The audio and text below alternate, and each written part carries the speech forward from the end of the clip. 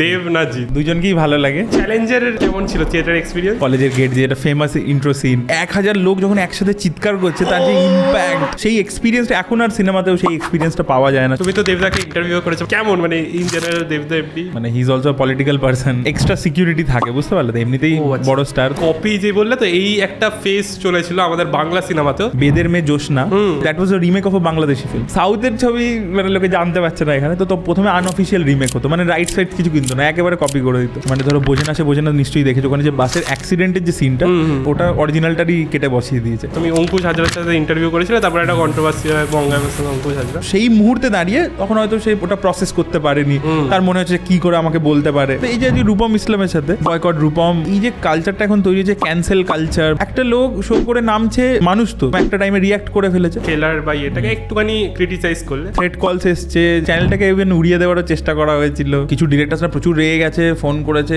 চেঁচিয়েছে, দেবদার খারাপ লেগেছিল।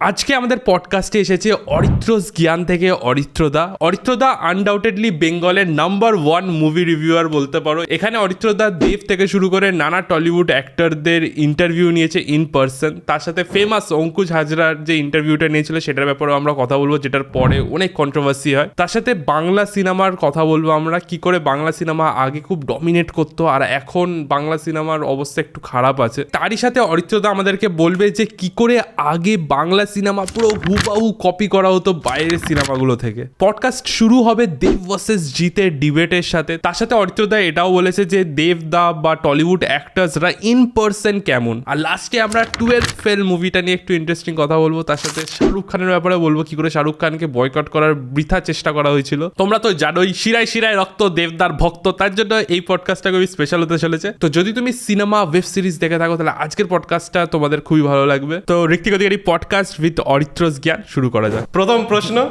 ঠিক আছে, দেব না জিৎ, তোমার পার্সোনালি কাকে ভালো লাগে? দেখো, দুজনকেই ভালো লাগে ডিফারেন্ট রিজনসের জন্য। আমার মনে হয় Dev as a producer is very intelligent, and জিৎকে আমার মানে অ্যাজ এ সুপারস্টার যে একটা ইমেজ থাকে না, সেই ইমেজটা মানে আমার খুব ভালো লাগে। অ্যান্ড যে অ্যাকশন হিরো ইমেজটা আছে সেই কারণে খুব ভালো লাগে। And as an actor also he is very good. But Dev as a producer is very intelligent, and কীভাবে কোন কন্টেন্টটাকে চুজ করা উচিত, কখন কীভাবে, সেটা হিসাবে খুবই ভালো লাগে। বাট পার্সোনালি তুমি ছোটবেলায় সিনেমা দেখেছো দেব বা জিতের? মানে ফার্স্ট কি দেখেছিলে? না, আমি অ্যাকচুয়ালি দেখো মানে দুজনেরই দেখেছি, দুজনেরই হলে দেখেছি, ইকুয়ালি দেখেছি। তো দেব অ্যান্ড জিৎ আর ডেফিনেটলি মানে খুবই পছন্দের। ইভেন আমার অঙ্কুশেরও অনেক সিনেমা খুবই ভালো লাগে। তো ওইভাবে ডিস্টিংশন করে যে আমার পার্সোনাল ফেভারিট, কারণ আমি দেখো অ্যাজ এ সিনেমা হোল প্রচণ্ড ভালোবাসি। এবার কারুর কোনো সিনেমাতে খুব একটা জিনিস খুব ভালো হতে পারে, যেমন সাথী ইজ লাইক কাল্ট, অসাধারণ একটা সিনেমা। এবার সেটা আমার মনে হয় যে অন্য কেউ করতে পারবে না, ঠিক আছে? ইভেন তার অরিজিনালটাও ওই স্ট্যান্ডার্ডের নয় আমার মনে হয়। এবার that can be my perception also, যে আমি হয়তো ছোটোবেলায় সাথী দেখেছি, ওটার ইম্প্যাক্ট আমার ওপর বেশি হয়েছে, তাই আমি অরিজিনাল তামিল ফিল্মটা যখন দেখেছি আমার অতটা ইম্প্যাক্ট হয়নি। তো মানে ওইভাবে আমি ডিফারেন্স করে বলতে পারবো না যে না এ বেশি ও বেশি। আমি তো দেব, অনলি দেব। আমি কারণ তোমরা যখন বড় হয়েছে তখন তোমরা দেবের এরাটা দেখেছো, তোমরা সাথীর সময়টা তোমরা আই থিঙ্ক সাথী আমি টিভিতে দেখেছি। হ্যাঁ, টিভিতে দেখেছো। তো তুমি ওই সময়টা তোমার কত বয়স ছিল 2002-তে? 2002-তে ওই ক্লাস 6, 7, 8 ওরকম। মানে আরো ছোট হবে, তুমি অনেক ছোট হবে। আমি 6-এ পড়তাম না তখন, তুমি কারণ আমি ছোটবেলা সেই পিসির বাড়ি যেতাম বারাইপুরে, ঠিক আছে? ওখানে ভাই সিনেমা হল 3-4টে সিনেমা হল ছিল একটা ক্লোজ রেঞ্জ, আর সবাই সিনেমা দেখতে যেত আর ভিড় হতো। চ্যালেঞ্জ সিনেমাটা আমি ওখানেরই সিনেমা হলে দেখেছিলাম। চ্যালেঞ্জ তো অনেক পরে, 2009 সিনেমা। আমি বলছি যে 2002-তে সাথীর টাইমটা, তখন সাথীর টাইমে সাথীর যে ইম্প্যাক্ট করেছিল না, দ্যাট ওয়াজ লাইক হিউজ। হ্যাঁ, ওটা জিতে তো ফার্স্ট মুভি ছিল, ফার্স্ট মুভি বাংলাতে। তার আগে he did a Telugu film call Chandu, সেটা চলেনি। আর তার আগে 90s-এ মিউজিক ভিডিওস করেছে। ইভেন তুমি দেখবে আহাটেও ছিল, আহাটে ছোট রোল করেছে পুলিশ ইন্সপেক্টরের। তো বম্বেতে অনেকদিন স্ট্রাগল করেছে, বাংলাতেও তার আগে টেলিভিশন ইত্যাদিতে করেছে। But that was a big break, যেটাতে মানে মেজর স্টার হয়ে গেছিল আর কি সাথী দিয়ে। তুমি সাথী থিয়েটারে দেখেছিলে নাকি? সাথী আমি থিয়েটারে দেখেছি। থিয়েটারে দেখেছো? আর তুমি চ্যালেঞ্জও আই থিঙ্ক থিয়েটারে দেখেছো? হ্যাঁ, তখন তো ওর চ্যালেঞ্জের কেমন ছিল থিয়েটার এক্সপিরিয়েন্স? চ্যালেঞ্জে প্রথম দিনকে যখন আমি পৌঁছেছিলাম তখন মানে প্রথম 5-7 মিনিট হয়ে গেছিল, দেবের কলেজের এন্ট্রিটা হয়ে গেছিল। এটা কি করে মিস করে দিল? না বলছি তো তখন ও সাইলেন্সার দিয়ে মারছিল, যে ছ্যাঁকা দিয়ে দেয় না সাইলেন্সার দিয়ে, so that was the first scene. তো হেভি লাগছে, আরে ভাই এটা কি। তারপর দেখছি ওই যে অ্যাকশনটা শেষ হলো তার একটু পরেই হচ্ছে ভজগৌরাঙ্গ গানটা আছে। আমি বলছি বাবা বাংলা সিনেমার হিরো এরকম নাচছে, বা এটা কি করে কি দেখছি, এটা পুরো হিন্দি ছবির মধ্যে লাগছে। সো হ্যাঁ তখন ওই সময়টা মানে খুবই, তারপরে তো বারবার দেখেছি, এবং তারপরে তো ওই এন্ট্রিটা যেটা কলেজের গেট দিয়ে এটা ফেমাস মানে ইন্ট্রো সিন, হ্যাঁ ওটা তো তারপরে বহুবার দেখেছি আমি। এটা সেই বারাইপুরে মানে পিসির বাড়ি ছিল, তো ওখানে আমি দেখেছি ভাই হল কাঁপছে পুরো। মানে সেই সময় এন্ড গেমের মানে ওই সিন বলতে পারো, ওই ক্যাপ্টেন আমেরিকার সিনটা। তখন অ্যাকচুয়ালি ওটা সিঙ্গেল স্ক্রিনে দেখতাম, তো সিঙ্গেল স্ক্রিনে মিত্রা বলে একটা হল এখন বন্ধ হয়ে গেছে আনফর্চুনেটলি, 2019-এ বন্ধ হয়ে গেছে। তো ওই হলটা 1000 সিটিং ক্যাপাসিটি ছিল, ওটা 1000 people could watch movies together. So 1000 seating capacity, 1000 লোক যখন একসাথে চিৎকার করছে, তার যে ইম্প্যাক্ট বুঝতে পারলে, যখন এন্ট্রিটা হচ্ছে লোকে চিৎকার করছে, বা গানগুলোতে ভজগৌরাঙ্গতে স্পেশালি যখন পুরো হল নাচছে, মানে অল আর সেলিব্রেটিং টুগেদার, সেই এক্সপিরিয়েন্সটা এখন আর সিনেমাতেও সেই এক্সপিরিয়েন্সটা পাওয়া যায় না। সেটা হিন্দি ছবির ক্ষেত্রে হয়েছে। আমি ইভেন বলছি তোমাকে দাবাং দেখতে গেছিলাম, যখন দাবাংয়ে মুন্নি বদনাম হুই যখন হচ্ছে, সেখানে তখন সিঙ্গেল স্ক্রিনের যে এনার্জি, সবাই নাচছে এ করছে, সেটা এখন আর মানে সিরিয়াসলি বলছি কোনো ছবিতেই হয় না। জাবানে একটা এতে হয়েছিল, সিঙ্গেল স্ক্রিনে এখনও কিছুটা হয়, কিন্তু স্টিল আমি বলবো যে আগের যে ক্রেজটা ছিল ফ্যান ক্লাবরা করে, বাট তখন জেনারেল যে অডিয়েন্সও যেত তাদের মধ্যেও একটা উত্তেজনা ছিল, সেটা এখন কোথাও গিয়ে একটু কমে গেছে। হ্যাঁ। তোমার এমনি ফেভারিট দেবের কোন সিনেমাটা, চ্যালেঞ্জ নাকি?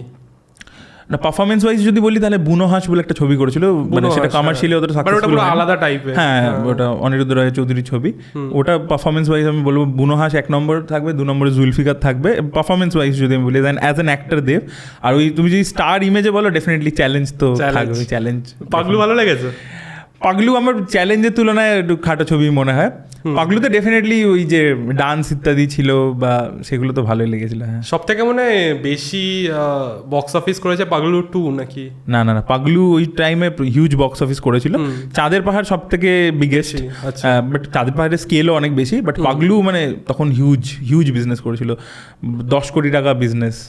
এবং মানে অ্যাকচুয়ালি মানে 10 কোটিটা বলে, ওটা যে এক্স্যাক্টলি কত ফিগার্স হয়েছে মানে, কারণ ব্যাপার হচ্ছে কি ফিগার্সগুলোকে ট্র্যাক করার মতো ট্রেড এক্সপার্ট বাংলা সিনেমাতে নেই। আর তখন মানে the income was from the single screen, আর সিঙ্গেল স্ক্রিনে না মানে মাল্টিপ্লেক্সে তুমি ট্র্যাক করতে পারবে, সিঙ্গেল স্ক্রিনে ওরকম ট্র্যাক হয় না। কারণ সিঙ্গেল স্ক্রিন মানে হয় প্রডিউসার বুক করে 1 সপ্তাহের জন্য, ধরো তুমি সিঙ্গেল স্ক্রিন আমি তোমাকে দিয়ে দিলাম 50,000 টাকা, এটা হচ্ছে তোমার 1 সপ্তাহের ভাড়া। এবার এই 1 সপ্তাহে এবার ছবি যা চলবে, এবার 50,000 টাকার উপরে যা কালেকশন হবে সবই আমার, এবার সেটা খালি আমি জানছি। তুমি কি মানে আর কেউ থার্ড পার্টি জানতে পারবে না যে এক্স্যাক্টলি ইনকামটা কত হচ্ছে। আর 50,000-এর নিচে হলে তাহলে তো তোমার পক্ষে 50,000 দিয়ে দিয়েছি, তো আমার লসই হবে আর কি। এখনো এরকমই হয়, সিঙ্গেল স্ক্রিন বুক করতে হয়, আচ্ছা বুক করে নিতে হয় আর কি। তাই জন্য সিঙ্গেল স্ক্রিনে লাভ অনেক বেশি হয়। মাল্টিপ্লেক্সে কি হয়, মাল্টিপ্লেক্সে ওদের কিছু রুলস আছে টাকাটা শেয়ার করবে। যেরকম ধরো ফার্স্ট উইকে ধরো একটা সাপোজ একটা এক্স হল, সেখানে ধরো ফার্স্ট উইকে তুমি কালেকশন করলে হচ্ছে ধরো 1 কোটি টাকা, কিন্তু প্রডিউসার পাবে হচ্ছে 50 লাখ টাকা, ঠিক আছে। নেক্সট উইকে ঠিক আছে ওটা কমে যাবে, ওটা তখন প্রডিউসার পাবে হচ্ছে 42 lakhs পাবে। যদি ধরো নেক্সট উইকে 1 crore বিজনেস করে, প্রডিউসার পাবে 42। থার্ড উইকে প্রডিউসার পাবে হচ্ছে 37 lakhs। আচ্ছা, তারপর থেকে 30 হয়ে যায়, মানে 30 কমতে থাকে, কারণ ও যেহেতু বেশিক্ষণ লাগিয়ে রাখছে ওর শেয়ারটা বাড়তে থাকে। আচ্ছা, কারণ যেহেতু ওর অপারেটিং কস্ট ইত্যাদি আছে, তো ওটা মাল্টিপ্লেক্সের ক্ষেত্রে তাই জন্য তোমার একটা টাইমের পর ধরো তোমার ছবি হেভি চলছে, পরের দিকে পিক আপ নিচ্ছে, but still you are not getting the money, producer পাচ্ছে না। কিন্তু সিঙ্গেল স্ক্রিনে কি তুমি ফিক্সড টাকা দিয়ে বুক করলে তার উপরে তুমি সবটাই পাচ্ছ। সেটা যদি 4th উইকও হয়, still you are getting that same amount of money if your film is running really well. তো সেই সময় সিঙ্গেল স্ক্রিন থেকেই প্রাইমারিলি কালেকশন আসতো এবং গ্রামের দিকে। তো তখন এক্স্যাক্টলি যে পাগলু যে 10 কোটি করেছে না, তার বেশিও করতে পারে। ওইগুলো হিউজ আইপি, মানে ওগুলো যে প্রডিউসারের সাথে একবার আমার কথা হয়েছিল, সে বলেছিল যে মানে ওটা যে কী কালেকশন করেছে, বা এই যে সাথীর কথা আমরা বলছি, সাথীর যে কী কালেকশন করেছে কেউ বলতে পারবে না। মানে ওটা যে তখন যে টিকিট আর ওর যে মানে নাম্বার অফ ফুটফলস মানে ইমেন্স আর কি, মানে চলছে তো চলছে, একটা হলে ধরো চলেই যাচ্ছে 25 সপ্তাহ 30 সপ্তাহ ধরে। ওর কালেকশনটা যে কি ট্রান্সপারেন্সি নেই, মানে হয়তো পেপারে কোট করা হচ্ছে, সেগুলো ধরো কিছু ইন্ডাস্ট্রি ইনসাইডাররা বলেছে, বাট এক্স্যাক্টলি যে কত ফিগার ওটা একমাত্র যে প্রডিউসার মেন সে যদি এসে ডিসক্লোজ করে তবেই তুমি জানতে পারবে, মানে ইট ওয়াজ সো হিউজ। হ্যাঁ, আর সেই সময় না আমাদের ওই কেবল টিভিতে ঝিরঝির করছে অর্ধেক চ্যানেল, অর্ধেক টাইমে কিছু অ্যাডই আসছে, মানে সিনেমা অত আসবে, মানে তখন মনে হয় জলসা মুভিজ চ্যানেলটাও ছিল না, মানে জলসা মুভিজ অনেক পরে এসছে, অনেক পরে। হ্যাঁ, তো তখন মানে এই জাস্ট সিনেমা দেখাবে সেন্ট্রিক ওরকম কোনো ওরকম চ্যানেল ছিল না, থাকলেও ঝিরঝির করছে ইয়ে করছে, মানে তখন মনে হয় মেন সোর্সই ছিল এই মানে এন্টারটেনমেন্টের বলতে পারো, হলে গিয়ে একসাথে গিয়ে ফ্যামিলির সাথে বলো বন্ধুদের সাথে গিয়ে দেখা, সেই কারণেই কি বেশি চলতো আর এখন আস্তে আস্তে কমে আসছে। না দেখো ব্যাপার হচ্ছে মানে অনেকগুলো ফ্যাক্টর সেখানে কাজ করছে। ধরো ফার্স্ট তো হচ্ছে মানে অডিয়েন্সের কাছে অ্যাভেলেবিলিটি অনেক বেড়ে গেছে, মানে টেলিভিশনে অনেক চ্যানেলস চলে এসছে, তারা কন্টিনিউসলি দিচ্ছে। টেলিভিশন একটা কারণ, মোবাইল একটা কারণ, মোবাইলে সবার কাছে ইজিলি অ্যাভেলেবেল হয়, তাই জন্য সিনেমা দেখা যায় চার্মটা ওভারঅলই কমে গেছে। এটা কিন্তু খালি ইন্ডিয়াতে নয় বা বাংলাতে খালি নয়, ওয়ার্ল্ড ওয়াইডে তুমি যদি দেখো অনেক বড় বড় প্রজেক্ট কিন্তু ফেল করছে। ইভেন এখন তো মার্ভেলের সিনেমাও ফেল করছে, পরপর মার্ভেলের এখন লাস্ট কিন্তু অনেকগুলো সিনেমা বক্স অফিসে একেবারেই চলেনি। থর, লাভ অ্যান্ড থান্ডার, হ্যাঁ অনেক ছবি চলেনি, হ্যাঁ কিছু ছবি আরও চলেনি, মানে তবু তো থর নিয়ে লোকে কথা বলেছে, বাকি ছবি নিয়ে তো অনেক কথাই বলেনি, মানে খুবই মানে খারাপ অবস্থা হয়েছে।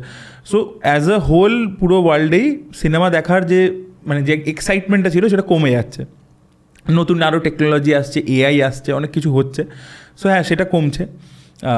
হ্যাঁ টেকনোলজিক্যাল একটা কারণ আছে। আর দ্বিতীয় হচ্ছে কি কোথাও কি বাংলা সিনেমার কোথাও মানে একটা যে হলে গিয়ে ধরো ওই যে জিনিসটা জওয়ান করতে পেরেছে, এখন যে আমি বললাম যে এখন কমে গেছে, কারণ এখন ওই ধরনের ছবি ইভেন হিন্দিও বানায় না, খুব কম। এবং জওয়ানের ক্ষেত্রে আমি দেখেছিলাম যে প্রচুর লোকে আর কি মানে সিটি মারছে, যখন ওই একটা ট্রাক হাইস্ট ছিল না সেকেন্ড হাফে, ওই সিনটাতে মানে people were going crazy, city মারছে এ করছে।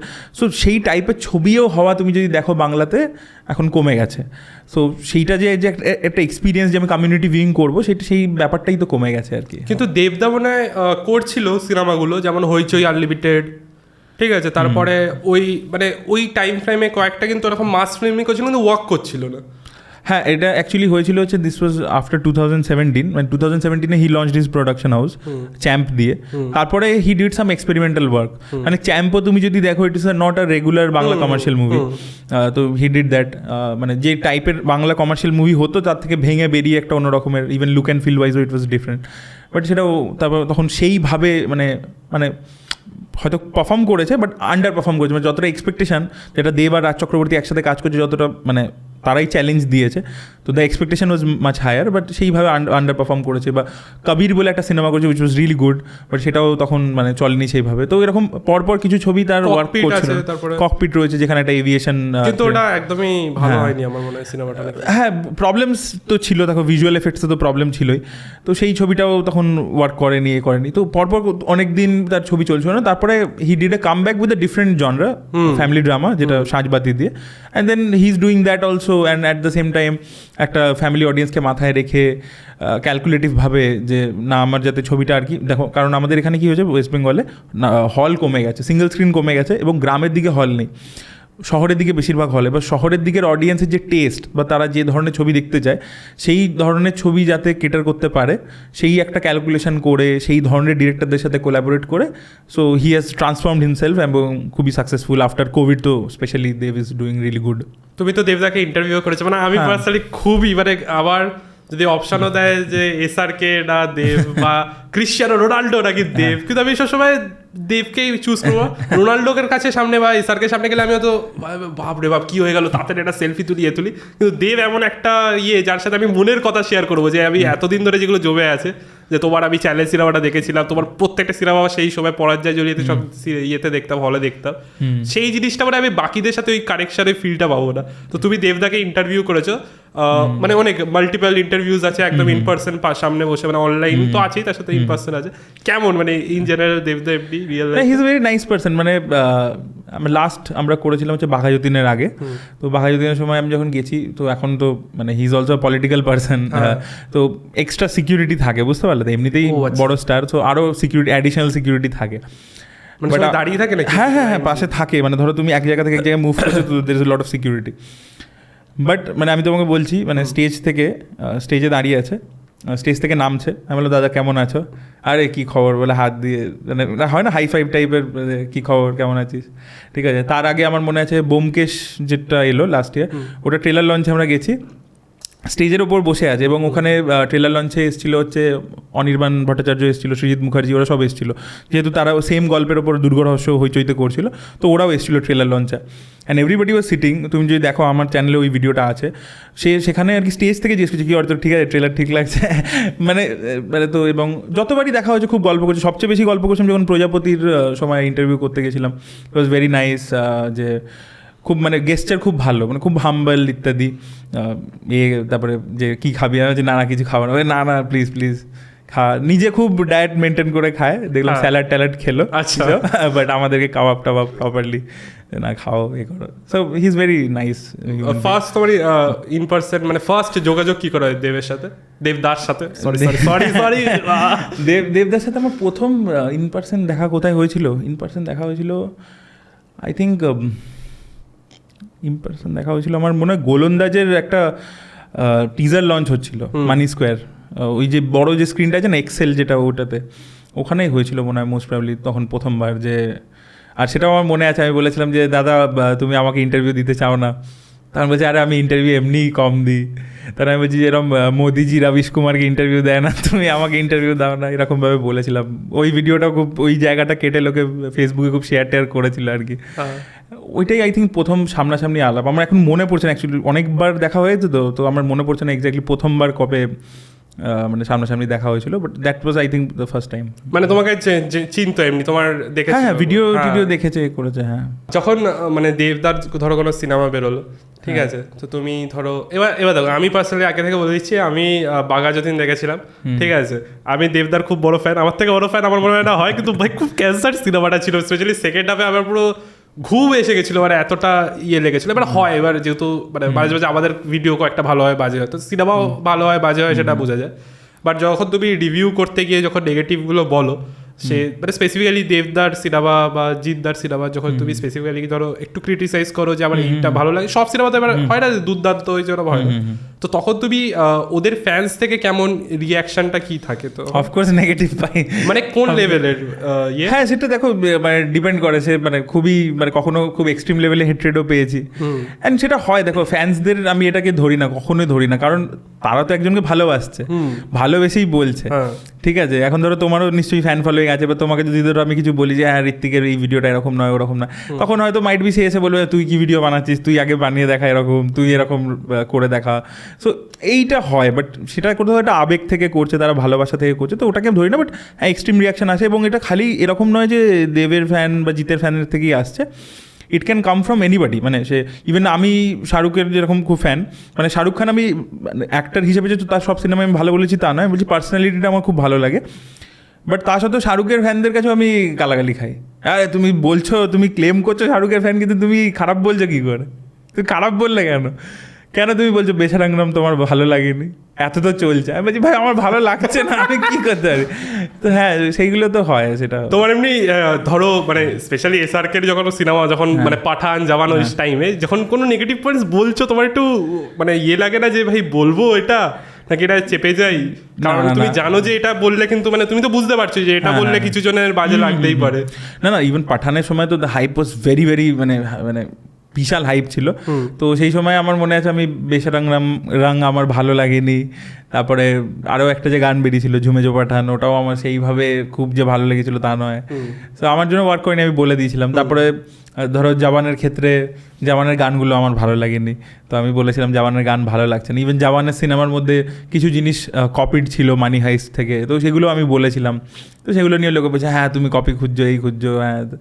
তো আমি মানে বলে দিই দেখো এবার ব্যাপারটা হচ্ছে কি, হয়তো লং টার্মে মানে ধরো আজকে আমি চেপে গেলাম, ঠিক আছে, কিন্তু লং টার্মে কোথাও গিয়ে না লোকে বুঝতে পেরে যায়। সেই হাইপটা থাকে হচ্ছে ধরো 4-5 দিন, এক সপ্তাহ, বাট তারপরে কোথাও গিয়ে এটা লোকে বুঝে যাবে, তখন সে বুঝে যাবে যে আমি ফ্যান ক্যাটারিং করার জন্য বা ওই মুহূর্তে দাঁড়িয়ে একটা বলে দিয়েছিলাম জাস্ট মানে যেহেতু ট্রেন্ড ছিল বলে, বাট পরে সে আমার ওপর কোথাও ট্রাস্টটা হারিয়ে ফেলবে যে সত্যি কথাটা বলে না। তো সবই ভালো বলছে, হ্যাঁ সবই ভালো বলছে, সব ভালো বললে তো হবে না, মানে যেটা আমি ফিল করছি। এবার এটাও হতে পারে যে ধরো একটা কোনো ছবি আমার ভালো লাগছে কিন্তু তাদের ভালো লাগছে না, সো এটাও হতে পারে।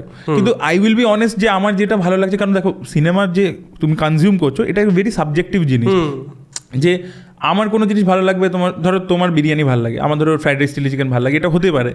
So it's a subjective thing, right? তো আমি আমার পয়েন্ট অফ ভিউটাই তোমার সাথে শেয়ার করতে পারবো এবং আমি লজিক্যালি বোঝাতে পারবো যে আমার কেন এটা ভালো লাগছে, বোঝাবার চেষ্টা করবো ব্রেকডাউন করে যে এটা কী করেছে, এটা ওটা করলে মাইট বি হয়তো বেটার হতো বলে আমি একটা সাজেশন দিলাম বা রেকমেন্ডেশন, এইটাই আর কি। সো সেইটা আমার মনে হয় কোথাও গিয়ে একটা এই অনেস্টিটা মেনটেন করা খুব ইম্পর্টেন্ট।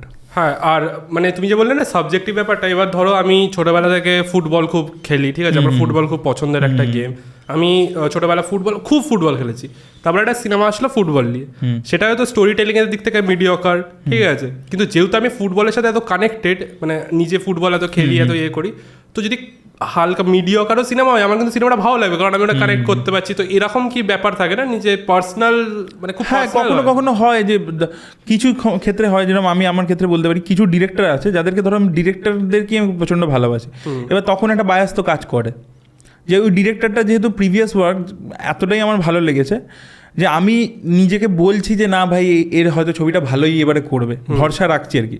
কারণ আমি সবসময় ডিরেক্টরকে দেখে ছবির ওপর ভরসা রাখি, ঠিক আছে, কারণ ডিরেক্টরই আলটিমেটলি আর কি ফাইনাল। তো ধরো আমি কথা বলছি অনুরাগ কাশ্যপের লাস্ট কিছু ছবি সেই লেভেলের হয়নি, কেনেডি ছবিটা আমি দেখিনি এখনো, বাট বাকি ছবিগুলো সেরকম হয়নি। But even that after that also মানে আমার এরকম মনে হবে, যেহেতু আমি অনুরাগ কাশ্যপের খুব বড় ফ্যান, যে Anurag Kashyap might be next time bounce back করবে, আরও একটা বেটার ছবি নিয়ে আসবে, এটা আমি বলতে থাকি। তো সেখানে একটা বায়াস কোথাও গিয়ে কাজ করছে হালকা, মানে আমি একদম নিউট্রাল পয়েন্ট অফ ভিউ থেকে আর সেটা আবার আরও একটা নেগেটিভ সাইডও আছে, যদি কারোর প্রতি বায়াসও আছে না, কাউকে তুমি ধরো খুব ভালোবাসো, ধরো সেটা হিরো হতে পারে, সেটা ডিরেক্টর হতে পারে বা রাইটার হতে পারে, তখন তোমার এক্সপেকটেশন লেভেলটাও অনেক বেশি। হ্যাঁ, যে ভাই ওইটা ডেলিভার করো না, অনুরাগ কাশ্যপ গ্যাংস অফ ওয়াসেপুরের বানিয়ে ফেলেছে, আগলি বানিয়ে ফেলেছে, ব্ল্যাক ফ্রাইডে বানিয়ে ফেলেছে, তারপরে এরম বানাচ্ছে, ম্যাচ করছে না। রাজকুমার হিরানির ক্ষেত্রে যেটা হচ্ছে, ডাঙ্কি কিন্তু খারাপ ছবি নয়, কিন্তু রাজকুমার হিরানি যেহেতু 3 ইডিয়টস মুন্না ভাই বানিয়ে ফেলেছে, তাই লোকের কিন্তু এক্সপেকটেশনটাই ওটা যে ভাই আমি 3 ইডিয়টসের নিচে নামবই না, মুন্না ভাইয়ের নিচে নামবই না। তাই জন্য কিন্তু তুমি দেখো লোকে বলছে যে ডাঙ্কি তো হয়েছে, ভালো হয়েছে, বাট মুন্না ভাই হয়নি, 3 ইডিয়টস হয়নি।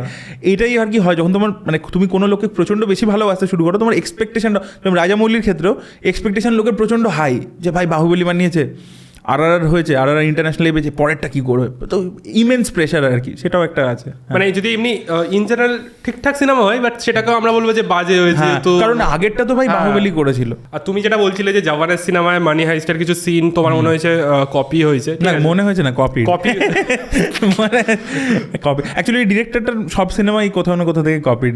আচ্ছা, তো মানে এই কপি যে বললে, তো এই একটা ফেস চলেছিল আমাদের বাংলা সিনেমাতেও, যেখানে মানে সবই কপি হচ্ছে, গানও কোরিওগ্রাফিও সব কপি হচ্ছে। তো ওই ফেসটায় তুমি কি হিসাবে দেখো যে ওটা ঠিক, মানে কপি হোক যাই হোক অ্যাটলিস্ট চলতো মোটামুটি সেই টাইমে? চলতো মোটামুটি না, প্রচুর চলেছে, হিউজ চলেছে। মানে ধরো আওয়ারা বলে একটা সিনেমা আছে, ওই ফিল্মটা যে বিজনেস, মানে that was a blockbuster film. তো তুমি অ্যাজ আ রিভিউয়ার ওই টাইমটা তুমি ওটাকে কিভাবে দেখতে, যে এটা মানে এরম বলতে যে কি হচ্ছে ভাই, তো সবই কপি হচ্ছে, নাকি তুমি এরম ভাবে দেখতে যে কপি হচ্ছে বাট ওয়ার্ক করছে, লোকজনের পছন্দ হচ্ছে? তোমার কি ইয়ে আছে? না আমি বলছি ওই সময়টা অ্যাকচুয়ালি কি হয়েছে, এইটা অ্যাকচুয়ালি না তুমি খালি ধরো আমি বলছি ধরো মানে আর্লি 2000 বা লেট 2000 আপ টু 2014 অবধি আর কি এই জিনিসটা চলেছে, বা 2015 অবধি চলেছে। বাট এইটার সূত্রপাত হয়েছে কিন্তু 90s এটা অলরেডি রিমেক জিনিসটা চালু হয়ে গেছিলো। অ্যাকচুয়ালি ব্যাপার হয়েছে কি যে আমাদের তুমি যদি তোমাকে একটু তাহলে বাংলা সিনেমার পিছনে গিয়ে বলছি আর কি, মানে হিস্ট্রিটার ব্যাপারে। তো আমাদের Bangla main stream was very very strong. This was during 50s 60s বা 70s অবধি, 70s এর মাঝামাঝি অবধি Bangla main stream was very strong, so strong মানে গল্প আমাদের অ্যাকচুয়ালি বাংলা সিনেমা হতো না সাহিত্য কেন্দ্র করে, মানে ভালো ভালো সব নভেল থাকতো, সেগুলোকে অ্যাডাপ্ট করতো। ইভেন একটা এরকম সেইং আছে, জানি না সত্যি না মিথ্যে, মানে শুনেছি আমি ফিল্ম ইন্ডাস্ট্রির মধ্যে, যে উত্তম কুমার যদি ওই গল্পটার মানে প্রিন্টেড না হয়, পাবলিশ না হয়, তাহলে মানে এই করতো না, মানে হ্যাঁ বলতো না। ঠিক আছে, বলতো যে এটা কি বই হয়েছে, মানে বই বেরিয়েছে, সাহিত্য হয়েছে তারপরে আমি সাইন করবো, এটা আমি শুনেছি, আমি জানি না সত্যি না মিথ্যে, তো এরকম আর কি একটা রিউমার আর কি শুনেছি। তো মানে সবই দেখবে তুমি মোস্টলি, এবং সেই ছবিগুলো গল্প এতটাই ভালো হতো যে সেই সিনেমাগুলো হিন্দিতে রিমেক হতো, সাউথে রিমেক হতো, সাউথে বাংলা রিমেক হতো। হ্যাঁ, তুমি মানে উত্তম কুমারেরই সিনেমা আছে সন্ন্যাসী রাজা, সাউথে রিমেক হয়েছে। দেবানন্দ, রাজেশ খান্নার প্রচুর ছবি বাংলা সিনেমার রিমেক ছিল। সো এরকম হতো। তারপর হতে হতে কী হলো, একটা টাইমের পরে 80s যখন পৌঁছালো বাংলা সিনেমা, 80s একটা টাইম এলো যে উত্তম কুমার হঠাৎ করে মারা গেলেন। এবং industry was going through a very bad face, because he was the face of, তো ছবি চলছিল না, খুব একটা বাজে সময়। তো সেই সময় অঞ্জন চৌধুরী একজন ডিরেক্টর ছিলেন, উনি একটা ছবি করলেন শত্রু বলে, রঞ্জিত মল্লিক ছিলেন, বিশাল হিট হয়েছিল। তারপরে কী হলো, একটা মানে ডিমার্কেশন তৈরি হতে শুরু করলো। তার আগে কী হতো, ছবিটা মানে যে ধরো মেন স্ট্রিম ছবি যেটা হচ্ছে সেটা সবার জন্য ছিল, মানে ধরো শহরের লোকও দেখছে, গ্রামের লোকও দেখছে, মানে সবার জন্য ছিল। তারপর থেকে না 80s থেকে একটা ডিমার্কেশন শুরু করলো, যে মেন স্ট্রিম ছবি মানেই সেটা হচ্ছে যে একটা মানে নিচু গ্রেডেড অডিয়েন্সের জন্য, মানে শহরের যদি কেউ দেখছে তারা হচ্ছে ধরো মানে খুব নিম্ন শ্রেণীর আর কি, মানে এইভাবে ডিমার্কেশনটা হতে শুরু করলো। আর গ্রামের লোকেরা দেখছে, এবং ছবির প্যাটার্নটা গ্রামের লোকেদেরকে কেটে, গ্রামে না যাত্রা প্রচণ্ড চলে, এবং সেখানে চড়া দাগের জিনিসপত্র হয়। মানে ছবি সিনেমার যে সাটেলটি, সিনেমাতে যেহেতু ক্যামেরা থাকে সবসময়, you don't have to express that much. But যাত্রা ইত্যাদিতে কী হচ্ছে, লাস্ট রোকে শোনাতে হবে, ওপেন মাঠে হচ্ছে, প্রচুর দূর অব্দি লোক বসে আছে, so you have to shout অনেক কিছু, মানে এক্সপ্রেসিভ, চোখ বড় বড় করে অ্যাক্টিং। সো ওই যে যাত্রা ফরম্যাটের দিকে আরও যেতে শুরু করলো। তো ওই আর একটা শহরের জন্য সিনেমা হচ্ছিল, ওই ডিফারেন্সটা তখন থেকে হতে শুরু করলো। তো অঞ্জন চৌধুরী তারপরে ছবি করছিলেন পরপর, উনি অরিজিনাল ছবি করতেন। উনি এই যে কিরণ ইভেন রোস্টও করতো, যে বউ সিরিজ যেগুলো বানাতেন না, মেজো বউ, ছোটো বউ, এই ধরনের ছবি করতেন উনি। তো সেইগুলো তখন সাকসেসফুল হচ্ছিলো, ওগুলো ইভেন তামিল তেলেগু রিমেক হয়েছে। বাট 90s একটা টাইমে, এবার অঞ্জন চৌধুরী তো এরকম নয় যে মানে উনি তো মানে মেশিন নয় উনি একাই ছবি করে যাবেন। সেই সময় ভালো ডিরেক্টর ছিল, প্রভাত রায় ছিল, অঞ্জন চৌধুরী ছিল, they were good directors. But দুটো ডিরেক্টর দিয়ে তো একটা ফিল্ম ইন্ডাস্ট্রি চলতে পারে না, এতগুলো অ্যাক্টার্স, এত টেকনিশিয়ান, খালি তো অ্যাক্টার্স না, টেকনিশিয়ানও আছে, তো how they will get employment. So আরও বেশি পরিমাণে ছবি চাই, এত পরিমাণে ছবি বানাবে কী করে। তখন স্বপন সাহা প্রচুর ছবি বানাতে শুরু করলেন, এবং ছবি how to do that fast. একটা গল্প লিখতে, স্ক্রিপ্ট লিখতে তোমার টাইম লাগবে। অঞ্জন চৌধুরী নিজে স্ক্রিপ্ট লিখতেন খুব টাইম নিয়ে, প্রভাত রায়ও করতেন তাই। So how to do it quickly, remake, already there is a screen play ready, আমি সেটা দেখে অ্যাজ ইট ইজ বানিয়ে দিচ্ছি। এটা অনেক ফাস্ট একটা প্রসেস।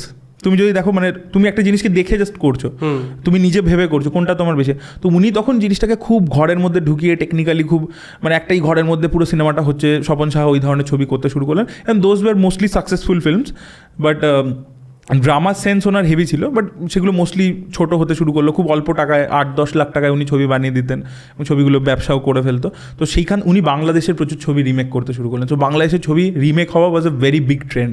ইভেন 90s সবচেয়ে বিগেস্ট যে হিট বেদের মেয়ে জোসনা, চিরঞ্জিত ছিলেন, that was a remake of a Bangladeshi film. So that was a trend, মানে ওইটা বাংলাদেশি ফিল্মের রিমেক হওয়ার ট্রেন্ড অলরেডি 90s স্টার্ট হয়ে গেছিল। তো আমি জাস্ট বলছি যে এটা বেসিক্যালি যাতে টেকনিশিয়ান যারা আছে তারা যাতে না, মানে কুইকলি, মানে খালি সাস্টেনেবিলিটি না, মানে ইন্ডাস্ট্রিটাকে তো ড্রাইভ করতে হবে, নাহলে তো ইন্ডাস্ট্রিটা বসে যাবে।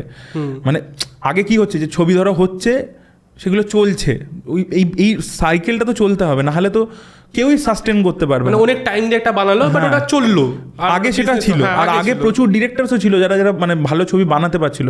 সার্টেনলি ওই টাইমটাতে এসে সেই ডিরেক্টরদেরও বয়স হয়ে গেছে, তারা আর কাজ করতে পারছে না, অনেকে বম্বে শিফট হয়ে গেছে, হয়ে গেছে, মানে নানান রকম এতে একটা ভয়েড তৈরি হয়েছিল কোথাও একটা গিয়ে। তো তখন ওই রিমেক ওয়াজ ভেরি, মানে Bangladeshi remake was very predominant. করতে করতে এবার তো টেলিভিশনও আরও বেশি করে ঢুকছে, কালার টিভি আসছে, এগুলো হচ্ছে। হতে হতে কী হচ্ছে, এবার তো হিন্দি ছবি তো স্কেল বাড়ছে তার, আমাদের কুছ কুছ হোতা হ্যায় হচ্ছে বিদেশে শুটিং, আমাদের ডিডিএল যে হচ্ছে বিদেশে শুটিং, স্কেলটা তো বাড়ছে। এবার বাংলা ছবির স্কেল কিন্তু তখনও ছোট, লেট 90s ইত্যাদি, তো পারছে না কোথাও একটা গিয়ে। কারণ গ্রামের দিকেও হিন্দি সিনেমা পেনিট্রেট করতে শুরু করছে, কারণ অলরেডি আমাদের এখানে হিন্দি সবাই বোঝে। সাদার্ন মার্কেটে কী হতো তখন, যেমন তামিলনাড়ুর মধ্যে হিন্দি সিনেমার একেবারে, এখন রিসেন্টলি চেন্নাই সিটির মধ্যে একটু আছে, বাট ওদের ইন্টিরিয়ারে হিন্দি ছবি চলে না একেবারে। কিন্তু আমাদের এখানে হিন্দি বোঝে এবং লোকে দেখেও, তো সেইগুলো বেশি ডমিনেশন হতে শুরু করলো। সো হাউ টু মানে বিট দ্যাট, কিছু তো একটা করতে হবে। তখন আমাদের ছবির মধ্যেও স্কেল বাড়াতে হবে। তো এবার এই স্কেলটা বাড়ালে তো মানে ধরো খরচা করতে হবে, তখন বাজেটও বাড়াতে হবে। তখন একটা ছবি হয়েছিল শ্বশুরবাড়ি জিন্দাবাদ, this came in year 2000।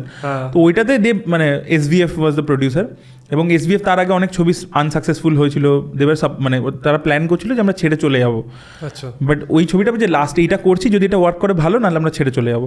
So they spend a lot of money, Bombay থেকে আর্ট ডিরেক্টর নিয়ে এলো যে খুব কালারফুল হবে, সিনেমাস্কোপ একটা টেকনোলজি, মানে তুমি দেখো এখন ভিডিওতে উপরে একটা ব্ল্যাক বার, নিচে একটা ব্ল্যাক বার থাকে না, ওটাকে সিনেমাস্কোপ বলে। তার আগে বাংলা ছবিতে সিনেমাস্কোপ ছিল না, তো শ্বশুরবাড়ি জিন্দাবাদে সিনেমাস্কোপ এলো। তো এগুলো ধীরে ধীরে সব জিনিস নিয়ে সেটা প্রপারলি যাতে বম্বের মতো দেখতে একটা ছবি হয়। তো লুক অ্যান্ড ফিল ওয়াইজ ওরা ম্যাচ করলো। শ্বশুরবাড়ি জিন্দাবাদ বিশাল হিট হয়েছিল, ওই গানগুলো খুব হিট, চোখ তুলে দেখো না কে এসেছে। সো ওইখান থেকে ওরা বুঝতে পারলো, এবং ওই ছবিটা তুমি যদি দেখো বিভিন্ন হিন্দি ছবির বিভিন্ন সাবপ্লট ইত্যাদি নিয়ে একটা বানানো, তো ওরা তখন বুঝতে পারলো যে নাও উই হ্যাভ টু, মানে আর বাংলাদেশের সিনেমা অন্যদিকে 90s একটা যেরকম স্ট্যান্ডার্ডে হতো, সেই Bangladeshi cinema was also falling. তো আমাদের সোর্স মেটেরিয়ালটা যদি ভালো না হয়, আমরা আউটপুটটা ভালো আসবে কী করে? সো আর কোথা থেকে কপি করা যেতে পারে যেখান থেকে ভালো মেটেরিয়াল আসছে? এবার হিন্দি থেকে কপি করলে অনেক সময় চাপ আছে, তুমি কেস খেতে পারো, ঠিক আছে, কারণ বড় ইন্ডাস্ট্রি, আর কেস খেললে বড় কেস হবে। সাউথের ছবি মানে লোকে জানতে পারছে না এখানে, তো প্রথমে আনঅফিসিয়াল রিমেক হতো, মানে রাইট সাইড কিছু কিনতো না, একেবারে কপি করে দিত। তারপরে সেটা ধরা পড়লো, তারপর ধরা পড়ার পরে তখন থেকে রাইটস কিনে রিমেক, এবং তখন আমরা এখানে তামিল সিনেমা তেলেগু সিনেমার কোনো এক্সপোজারই ছিল না, সো তখন পরপর রিমেক করে যাচ্ছে। অ্যান্ড দ্যাট ওয়াজ, কিন্তু ওই ফেজটাতে যেরকম টাকা প্রচুর এসছে, প্রচুর লোকে কাজ পেয়েছে, বাট প্রবলেম কি হয়ে গেছে, কোনো স্ক্রিপ্ট রাইটার তৈরি হচ্ছে না, তো ডায়লগ রাইটার তৈরি হচ্ছে, কারণ ওই ডায়লগটা তো এখানে চলবে না, ডায়লগ লিখছে, তাই জন্য ফাটাকেষ্ট ইত্যাদি সব হয়েছে, যেগুলো ডায়লগ একদম কাল্ট। কিন্তু যে স্ক্রিন প্লে যাকে বলে, যে একটা গল্প তুমি ভাবলে ধরো যে একটা সাপোজ এক্স গল্প, সেই গল্পটাকে তুমি তো 2 ঘন্টা, তো একটা তো ওয়ান লাইন গল্প দিয়ে তো 2 ঘন্টা সিনেমা থোড়েই হবে, তোমাকে তো 90টা 95টা 100টা সিন লিখতে হবে, যে সিনটা কীভাবে হচ্ছে, সেখানে ক্যারেক্টারটা কীভাবে মানে ডেভেলপ করছে, এ করছে, সেই যে পুরো লেখার যে ব্যাপারটা, সেই স্কিলটা ধীরে ধীরে ধীরে মানে তৈরিই হলো না, তোমাকে তো তৈরি করতে হবে, গ্রুম করতে হবে, তৈরি হলো না। এবার ওই জন্য কমার্শিয়াল সিনেমাটা পুরোটাই রিমেক ডিপেন্ডেন্ট হয়ে গেল। অ্যান্ড তখন এরকম হয়ে গেছিলো, মানে এরকম ফেমাস গল্প আছে যে একদম সেটের মধ্যে ধরো মনিটরের পাশে ডিরেক্টর ল্যাপটপ চালিয়ে অরিজিনালটা দেখছে আর ডিরেকশন দিচ্ছে, মানে frame by frame copy, frame by frame. মানে ইভেন জামা কাপড়ের রং সেম করার আরও একটা কারণ হচ্ছে ডুপিং হতো, ডুপিং শট। মানে তুমি যদি দেখো, মানে ধরো বোঝে না নিশ্চয়ই দেখেছো, ওখানে যে বাসের অ্যাক্সিডেন্টের যে সিনটা, দ্যাট ইজ নট শর্ট, মানে যে ধাক্কা লাগছে দুটো বাসের, ওটা অরিজিনালটারই কেটে বসিয়ে দিয়েছে। কি বলো? হ্যাঁ, জানতে না? এটাকে ডুপিং বলে, মানে যেগুলো ধরো করতে পারে না, যেগুলো ধরো বাজেটের জন্য করা পসিবল নয়, তো সবই সেম রেখে অরিজিনালটার ওই একটা শর্ট ওই এটা নিয়ে নিয়েছে, হ্যাঁ, যেহেতু রাইটস কেনা আছে ওটাকে নিয়ে বসিয়ে দেয়, ওটাকে ডুপিং বলে, ডুপ করা বলে। তো ওই ডুপিং জিনিসটা আর কি, ডুপিং না টুকলিং, হ্যাঁ, মানে ওটাকে মানে টেকনিক্যাল টার্মে ডুপিং বলে। মানে এটা তো মানে পুরো একদম মানে হ্যাঁ, বোঝে না আছে, ইভেন আওয়ারাতে আছে। আওয়ারাতে একটা সিন আছে যে অনেকগুলো কালো স্করপিও মিলে একটা লাল স্করপিওকে ঘিরে নেয়, তারপরে স্করপিওটা এরকম জাম্প করে বেরোয়। That shot is taken from the Telugu film Krishna, ওখান থেকে পুরো নিয়ে নিচ্ছে। মানে ওই শটটা যে করার যে সেট আপটা, সেটা বাংলা ছবির পক্ষে পসিবল নয়, অনেক বেশি খরচা করতে হবে। সো অরিজিনালটা তো রাইটস আছে, চলো ওইটাকে আমি কেটে বসিয়ে দিই। হ্যাঁ, এবার তাই জন্য কি, এবার তুমি ধরো অরিজিনালটাতে, ধরো আমি কথা রবি তেজা ছিল ধরো আবার আর অরিজিনালটাতে, এবার সে ধরো এরকম ব্লু জ্যাকেট পরেছে, এবার তোমাকে ব্লু জ্যাকেটই পরাতে হবে, নাহলে দুটো শটে তো যখন ধরো হোয়াইট শটটা তুমি বসাচ্ছ, তুমি দেখতে পাবে তো যে ভাই ব্লু জ্যাকেট, যে ভাই ব্লু জ্যাকেট তো নেই, তাহলে তুমি ড্রেসও ডিফারেন্ট করতে পারবে না। So you have to match that also. তো ওই তাই জন্যই ফ্রেম বাই ফ্রেম রিমেকটা হতো, যে যেখানে ডুপিং করছি তাই জন্য যাতে আমি বুঝতে না পারে, নাহলে তো ফাট করে একটা অ্যাব্রাপ্ট লাগবে। যারে একটা চলছিল তখন হিরো অন্য কালার পড়েছিল, ধরো ব্ল্যাক পড়েছিল, হঠাৎ ব্লু হলো কি করে। সো তাই জন্য ওই রকম আর কি ফ্রেম বাই ফ্রেম। ওটাকে পুরো একদম লাইসেন্স নিয়ে একদম ওদের সিনেমার মানে র ফুটেজ গুলো নিয়ে নিত, কারণ কালারটাও তো ম্যাচ করতে হবে। হ্যাঁ, একদম পুরো অরিজিনাল ফিল্মটা যেহেতু রাইটস কেনা থাকতো, ইভেন তুমি দেখবে মিউজিকও ওই যে বোঝে না যে গানটা আছে না রে না, that is from the original, মানে তামিল ফিল্ম থেকে নেওয়া টিউনটা। মেঘমা ও নীলি মেঘমা বলে একটা গান আছে, ওখান থেকেই নেওয়া পুরো টিউনটা। মানে গান কপি হয় এটা তো জানি, হ্যাঁ, বাট ওটা কিন্তু রাইটস নিয়ে করছে, মানে অফিসিয়াল, মানে ওটা মানে এরকম নয় যে কিছু ক্রাইম করছে, বিকজ দে মানে কিনেছে, দাম দিয়ে রাইটস কিনে নিয়েছে, বাট ওটা আর কি করতো তখন, মানে তখন দ্যাট ওয়াজ দ্য ট্রেন্ড। এবার তাই জন্য কি হচ্ছে, অরিজিনাল কিছু তৈরি হচ্ছে না। অরিজিনাল একটা জিনিস তৈরি করা একদম স্ক্র্যাচ থেকে, দ্যাট ইজ মোর চ্যালেঞ্জিং। সেখানে তুমি সবই মানে গানও কপি করছো, তুমি টিউন আর কি, তারপরে তুমি এও কপি করছো, সিনও তুলে নিচ্ছ, তো রাইটার তো তৈরি হচ্ছে না। রাইটার তো তৈরি হয়েছে, তো that was the biggest problem. এবার যেই দিনকে কি হলো, অরিজিনাল সাউথের ছবিগুলো টেলিভিশনে দেওয়া শুরু করলো, সাউথ ইন্ডিয়ান সিনেমার একটা বুম হলো, এখন দেখতেই পাচ্ছ কি হয়েছে। সেটা তো আজ থেকে নয়, অনেক দিন ধরে ধীরে ধীরে হচ্ছিল টেলিভিশনে। যখনই লোকে অরিজিনালটা দেখা শুরু করলো, ও আচ্ছা এটা, এবার সাউথের ছবিটার তো বাজেট হচ্ছে 50 কোটি 60 কোটি 100 কোটি, এবার ওদের সাথে তো ম্যাচ করতে পারছে না প্রোডাকশন ভ্যালুতে, কোথাও তো একটা খামতি আছে। আর অরিজিনালটা যখন দেখে নিচ্ছে একবার ফ্রিতে ইউটিউবে দেখবে একটা সাউথ ছবি দেখার প্রচুর ট্রেন্ড আছে, বা মোবাইলের দোকানে আগে এরকম একটা ট্রেন্ড ছিল যে মেমোরি কার্ড দিলে কপি করে দিত। সো ওটা এতটা বেশি হয়ে গেছে যে এখন আর ভাই কে দেখবে ভাই আর মানে হলে গিয়ে, মানে ওই হিন্দি ডাবটা যবে থেকে মানে সাউথের হিন্দি ডাবটা যখন বেশি করে আরো সামনে আসছে লোকেদের, তখনই মনে হয় এই চাপ হয়ে গেছিল এক্স্যাক্টলি। এবং হ্যাঁ, যে ভাই মানে কি কেন দেখবো আমি আর হলে গিয়ে, সো এটা প্রবলেম হয়ে গেল তখন। তো তখনই আর কি এবার যখন ডাউনফল হচ্ছে, এবার ধরো তুমি ভাবলে কি ডাউনফল হচ্ছে, কমার্শিয়াল ছবি আর চলছে না, so let's make something original. কোথা থেকে বানাবে? তোমাকে তো রাইটার নেই, তুমি তো 10 বছর ধরে রিমেক করছিলে বা তারও আগে থেকে রিমেক করছিলে, তুমি রাইটারটা রাতারাতি পাবে কোথা থেকে? এবার যারা এক্সিস্টিং রাইটার তাদেরকে দিয়ে লেখাচ্ছে, এবার সে কী করছে, পুরোনো কোনো একটা ছবির কি আবার কপি একটা করে কিছু করছে, কিন্তু সেটা অডিয়েন্স অনেক এগিয়ে গেছে, বুঝতে পারলে? তো সেইখান থেকেই ওই গ্যাপটা তৈরি হতে শুরু করলো। এবং সেই সময়টা যখন এই বাংলা কমার্শিয়াল ছবিটা ফেল করতে শুরু করলো, প্যারালালি সৃজিত মুখার্জির ছবি একটা উঠলো, যেটা একটা ফ্রেশ একটা মিডল অফ দ্য রোড ছবি, যেটার মধ্যে কিছু মাসি ব্যাপারও আছে, আবার at the same time classy ব্যাপারও আছে। সো সেই একটা ছবি খুব সাকসেসফুল হলো, তারপরে ফলোড বাই শিবপ্রসাদ নন্দিতা রায়ের ছবি, যেটা সাকসেসফুল হতে শুরু করলো। তো তখন ওগুলো বিজনেস করতে শুরু করলো, ওই জন্য ওটার প্রিডমিনেন্সটা বেড়ে গেছে, আর এইগুলো আর কি অনেক বেশি মানে এই মাস সিনেমাটা তাই জন্য একটু চাপা পড়ে গেছে। আরেকটা জিনিস আমি জিজ্ঞেস করছি যে রাইটিং এর দিক থেকে তো একটা আছে, তার সাথে গানের দিক থেকেও আগে কিন্তু হেভি গান উঠতো।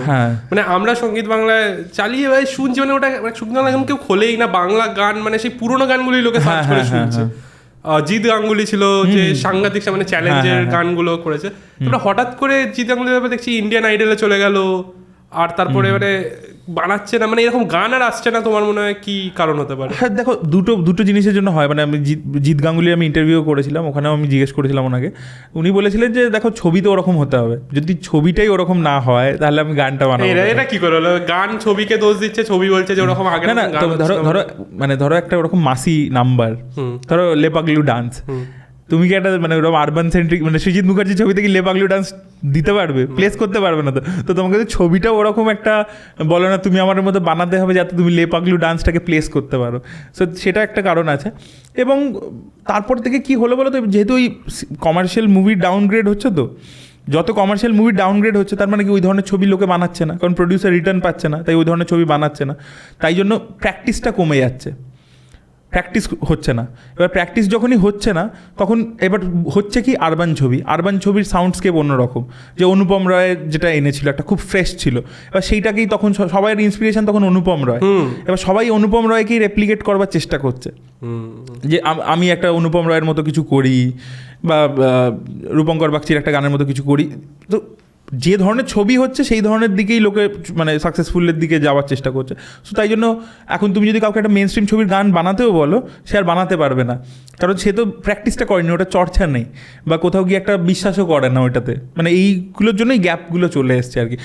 তাই জন্য আমাদের এখানে জানো তো অ্যাকশন ডিরেক্টর সেরকমভাবে নেই। যত ছবিতে অ্যাকশন দেখো সেগুলো মোস্টলি বাইরে থেকে, মানে চেন্নাই থেকে বা কানাডা ইন্ডাস্ট্রি থেকে আমাদেরকে অ্যাকশন ডিরেক্টর নিয়ে আসতে হয়, কারণ ওই ধরনের ছবি যদি না হয় এখানে ওন স্টান্ট টিম তৈরি হবে কী করে, বা কোরিওগ্রাফার এখানে কোনো নেই, মানে এখানকার কোনো কোরিওগ্রাফার নেই, কারণ কমার্শিয়াল ছবিতেই তুমি একটা ভজগৌরাঙ্গ হচ্ছে, তখনও বম্বে থেকে ইত্যাদি থেকে আসতো, তখন ভজগৌরাঙ্গর আরও একটা জিনিস বলে রাখি, ওটা সবচেয়ে এক্সপেন্সিভ সং ছিল, 10 লাখ টাকা খরচা হয়েছিল ওটাতে তখনকার দিনে।